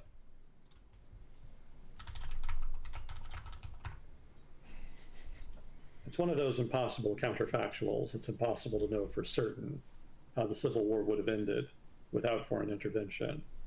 But when the intervention did happen, the momentum was on the government side. And that momentum was itself one of the impeti for foreign intervention. So that is evidence for the argument that the Civil War would not have ended favorably for the rebels if not for the intervention. I see. Still a bad leader. It doesn't make you change my mind. doesn't make you a good leader. Just because you do one silly thing. Yeah. Bashar al-Assad had to deal with foreign intervention. Again, doing fine. Mm-hmm. Could have done that. Yep. There are more effective ways to evilly steward power. Yeah. I mean, really, Gaddafi could have avoided the whole civil war altogether if he'd just been less of a shithead. Just build the country, invest in the people. It's not that hard. You don't even have to democratize to do that. He just didn't give a shit. Well, yeah, you've said that Djibouti is a pretty good example of a authoritarian state that has been stable enough that it's higher quality of life than some surrounding countries. It's not democratic, but it's fine enough that it's not collapsing. That's not a bad way to put it, but that's not because the government invests in the people. It's just because they're successful. Well, they just don't really have any innate problems. There's not a lot of ethnic conflict there because it's relatively homogenous. It's a small country. They get a lot of money from all of the foreign bases and whatnot. So yeah, it's authoritarian, but it's not really a well-run authoritarian state either. They're just playing on easy mode, so they look better than they would otherwise. Mm. Yeah, of the authoritarian countries that are stable, I would not rank the government of Djibouti highly. I see. Yeah. Not bad, but not good either. Chat wants to know if Putin is a bad leader overall. If you'd asked me 10 years ago, I would say he's probably overrated, but decent. Because a lot of what improved conditions in Russia after the Cold War ended was actually the global commodities boom that started after the year 2000. Basically, in the aughts, that 10-year period from 2000 to 2010, there was a major commodities boom all over the world, and pretty much anybody and everybody around the world whose economy depended on the export of raw materials did very well in that period. So Putin was credited with the improvement in the Russian economy at that time, but it really didn't have anything to do with anything he himself did policy-wise. He basically was just credited with something that was out of his control. And even so, I think he did at least a decent job with rebuilding the Russian military. He did some anti-corruption stuff. He stabilized Russian politics to a degree, even if he didn't do it in a way that necessarily people liked. 10 years ago, he did a decent job, even if he was a bit overrated because he got too much credit for the economy. Since then, as conditions have gotten worse because commodity prices fell off after the global financial crisis, and then more recently, it's become more and more apparent how hard he was free riding on high oil prices. And as the basis of his legitimacy has in turn slipped, it's become more and more apparent that he really doesn't know how to handle that in any kind of deft, nuanced way. Mm-hmm. There are better ways to deal with the declining economy, among other problems. And he still really hasn't addressed the core political dysfunction at the heart of Russia's political culture, which is corruption, which is personalized politics, etc. Like that remains the rot at the heart of a lot of Russia's problems. And he just hasn't really followed up any of his early reforms to substantively deal with it. And he's also centralized Russian politics more so than at any time since the fucking czars. Like Russian politics is now more centralized into the office of the presidency than even during the Soviet Union. Because at least during the Soviets, like the power within the government was centered in the party, but the party itself had multiple poles of party. There wasn't any one guy that ran all of it, at least after Stalin died, anyway. Putin, meanwhile, has actually exceeded that, like significantly. And that might seem great to him personally, but he's going to die someday, and it's not clear what's going to happen afterwards. It's not clear what the plan for succession is, and it's not even clear just how stable the political system will be in the wake of that. It could be that it fractures. There's a reason that monarchies are known for not being viable over the long term. Sooner or later, you get some dumbass in charge, and the transitions of power are always fraught. It's not great, and that's effectively what Russia has now. And if Putin were a better leader, he would recognize that and would try to address it directly. Like again, it's not that hard to invest in institutions and build them up over time, especially when you're a guy like Putin who has virtually no impediments to doing so. Like if he willed it, it would happen. He just doesn't. He doesn't care about it. That's not in his wheelhouse. I suspect some of that just comes from the fact that he's security brained. He has a national security background. And people from that background often struggle with governance. Like when it comes to national security, the military, they'll do better than the average politician, sure. And I don't doubt that Putin probably is in that category. But in terms of governance, running institutions, like he's not that guy. He cannot do it. He has not done it. I see no reason to believe he will. And so I knock off a lot of points for that. Yeah, the concessions you can give to your people don't usually seem that ridiculous. Like, the more people you house, the more people are going to think of you fondly. So that's something that the Soviet Union did a bunch, is they would just build a shit ton of housing so people could have a place to live. Like, doing symbolic stuff like that has a real impact on the regular citizen, it gives you a lot of favor with your people. I think the angle that you're saying he's security brained, a lot of these, we describe them as villain world leaders sometimes, they have an overemphasis on military aggression and military dominance in their area, and they think of their government as primarily that our government is primarily controlling the power in our region. It's controlling the violence. And if we've done that, then we've done the primary service to our people, and then we can just do whatever the fuck we want. Have big houses, have complete control of government, whatever. But you're saying that if you have that complete control of government, telling people to go build infrastructure over here or establish this agency that does this, you can just wave your hand and make it so. And people have to obey you because you're the powerful leader. So for him to not do that is kind of like, what the fuck are you doing? You're bleeding a whole bunch of money and troops in Ukraine for very, very slow gain, if anything. So it's a very inefficient, bad trade that he's taking, where a good leader would understand, hey, Ukraine is already kind of in our sphere of influence because they speak Ukrainian and Russian, so we can just culture win that if they wanted to. We'll culture win Ukraine by investing a bunch of money there, and people are going to say, wow, we like this Russian money in our business, so we want to do more business with them. That would be the nonviolent positive sum way to be a good leader and, quote, conquer or expand his sphere without inefficiently bleeding troops and fucking shit up. Yeah, that's a good characterization of it. I would add on that being security brained is also kind of a mindset, because when you kind of rise up through institutions themselves tend to select for certain types of people. So militaries and security agencies do that. You end up with a very sort of hawkish, physical, what's the word I want? Kinetically minded individuals who think in terms of problems that you solve with violence or with physicality. And then in addition to that, institutions shape people. They tend to have their own biases that they then transmit into people who rise up through them. So to be security brained is not only to be the type of person who self-selects into security institutions, but also somebody who is heavily influenced by the institutional biases of security institutions. And those biases tend to kind of discount civilian governance in favor of focusing very narrowly on problems that are military in nature, foreign threats of one kind or another, potentially internal threats, depending on how you want to define them.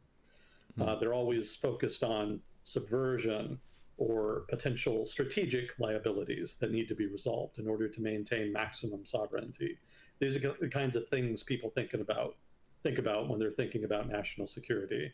And people from those institutions think disproportionately about them and place disproportionate value on them.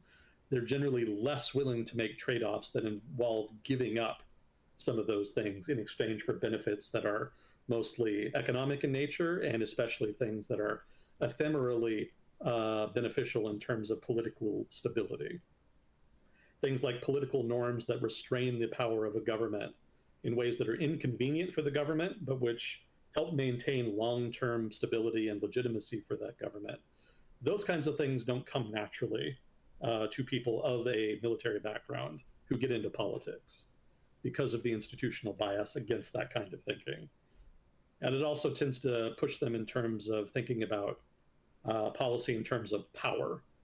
You know, militaries are very hierarchical in nature, and they tend to take a hierarchical mindset with them into politics that is actually counterintuitive to the kind of give and take that comes with democratic political discourse and decision making. Like in the military, you lean on experts and the people who are in positions of authority to tell you what to do and come up with the plans. And that's not how politics works in a liberal democracy. In a liberal democracy, decision making should be more deliberative. You have multiple stakeholders, all of their interests need to be taken into account, and you need to find the best possible course of action that appeals to everybody while also benefiting the nation and its interests writ large without trampling on anybody's rights. It's a much more laborious, difficult decision making process that generally involves making lots of difficult trade offs. And that's just not the kind of mindset that the military likes to cultivate, right? The military wants you to be action oriented, to get shit done, and to do it quickly and efficiently. You can see a lot of these problems with Benjamin Netanyahu. Like, Netanyahu is like extremely security brained. He thinks very strictly in terms of Israel's narrowly defined national interest. And in those terms, he's not always wrong. Like, a lot of the things he's done since he's been prime minister have benefited Israel, strategically speaking, if we define strategy strictly in terms of military balance of power in the Middle East. But in terms of politics within Israel and in terms of Israel's diplomatic relations with the rest of the world, Netanyahu's been a disaster. Because in terms of domestic politics, he's stepped on any number of democratic norms that he very obviously doesn't see as important. Certainly not as important as his own personal leading of Israel. Mind you, he doesn't even seem to think that there's an alternative to himself. Like, he could have resigned and, what's the word I want? He could have backed somebody similar to himself in his party to take his place and continue his legacy. But guys like Netanyahu don't think like that. They think of themselves as indispensable leaders. He thinks he's the only one who has the talent to do that, to lead Israel in a way that he thinks is necessary to propagate Israel's national security.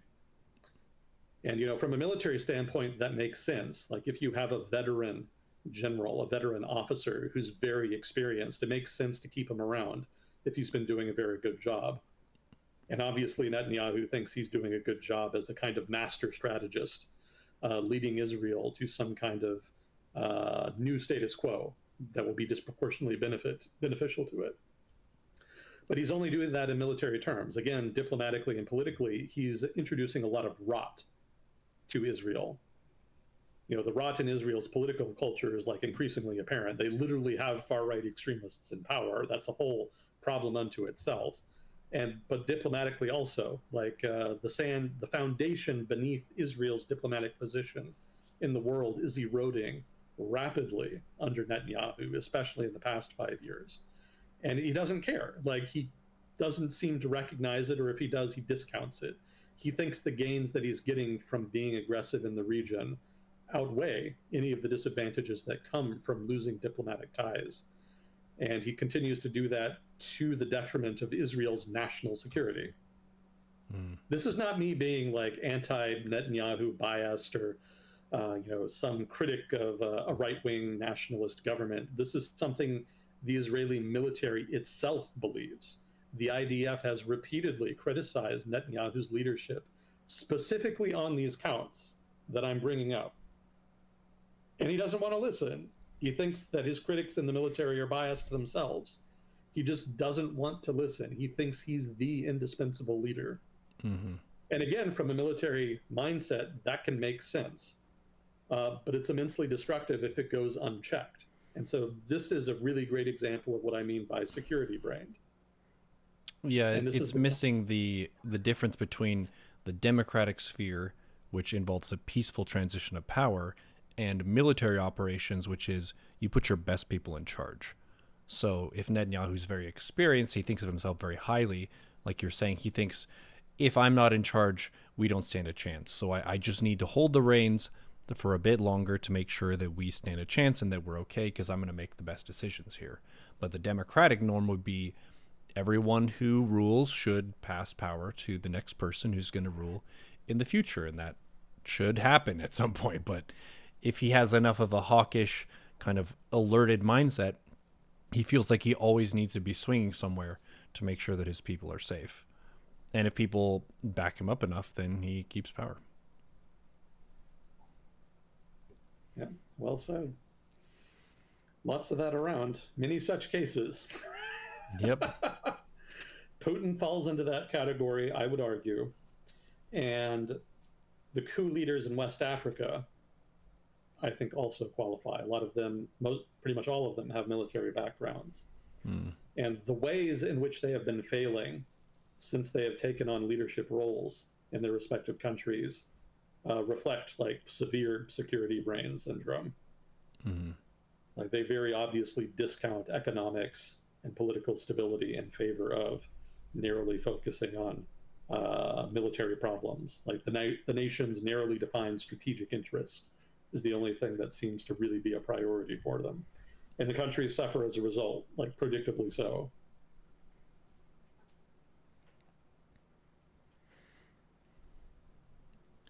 Yeah. Well, one thing that StarCraft teaches you that you can apply in real life or not is that building trained effective units is expensive as fuck. So you want to keep those units alive whenever you can.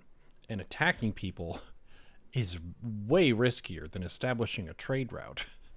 So if you're going to be a leader, you want to be strong enough that you don't get attacked, but at the same time, you don't want to unnecessarily attack other people because, as you pointed out, with Israel's reputation and Netanyahu, people will hate you if you're over aggro. And that will close doors to you in the future. So we're kind of wrapping up now. So sometimes when we're close to ending, I'll have chat up just because I bring up your Twitch channel here. I noticed somebody said Trump falls into that category. Trump does not fall into that category because Trump has no security background whatsoever. He wants to be in that category. He thinks of himself as a tough guy, but tough guy is a different type of leadership than what I'm talking about. Trump thinks of himself as more of an old school political boss.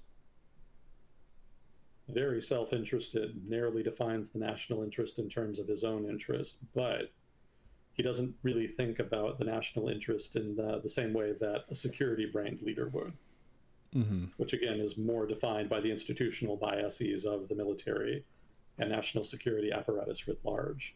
Trump doesn't have those kinds of instincts. In fact, the national security apparatus often struggles to get him to think in those terms. Yeah, he's a TV guy, so he's thinking about stuff in terms of like snippable quips and bits and controlling people's thoughts in that sense. He didn't grow up like in the KGB like Putin or in the IDF like Netanyahu, where they have direct military experience. They understand how to function in that environment. It's more so, how do I dazzle the cameras that are on me and get people's attention in a way that steers the ship in a way that I want? Very different vantage point. Mm-hmm. Bingo. Well, I'm sorry I took us over time. I didn't mean to. No, you're good. You were in a good flow and a good thought, and I didn't want to chop that. Thank you for indulging me. Yeah, all good. Appreciate you as always. Well, very good. Thank you, chat, and thank you, Angular, this time for handling questions. Thank you, Agent Smith, for your time. We'll see you on the next episode of Well Discussion with Agent Smith. Yeah, thanks again. Always a privilege. Talk to you next time. GG.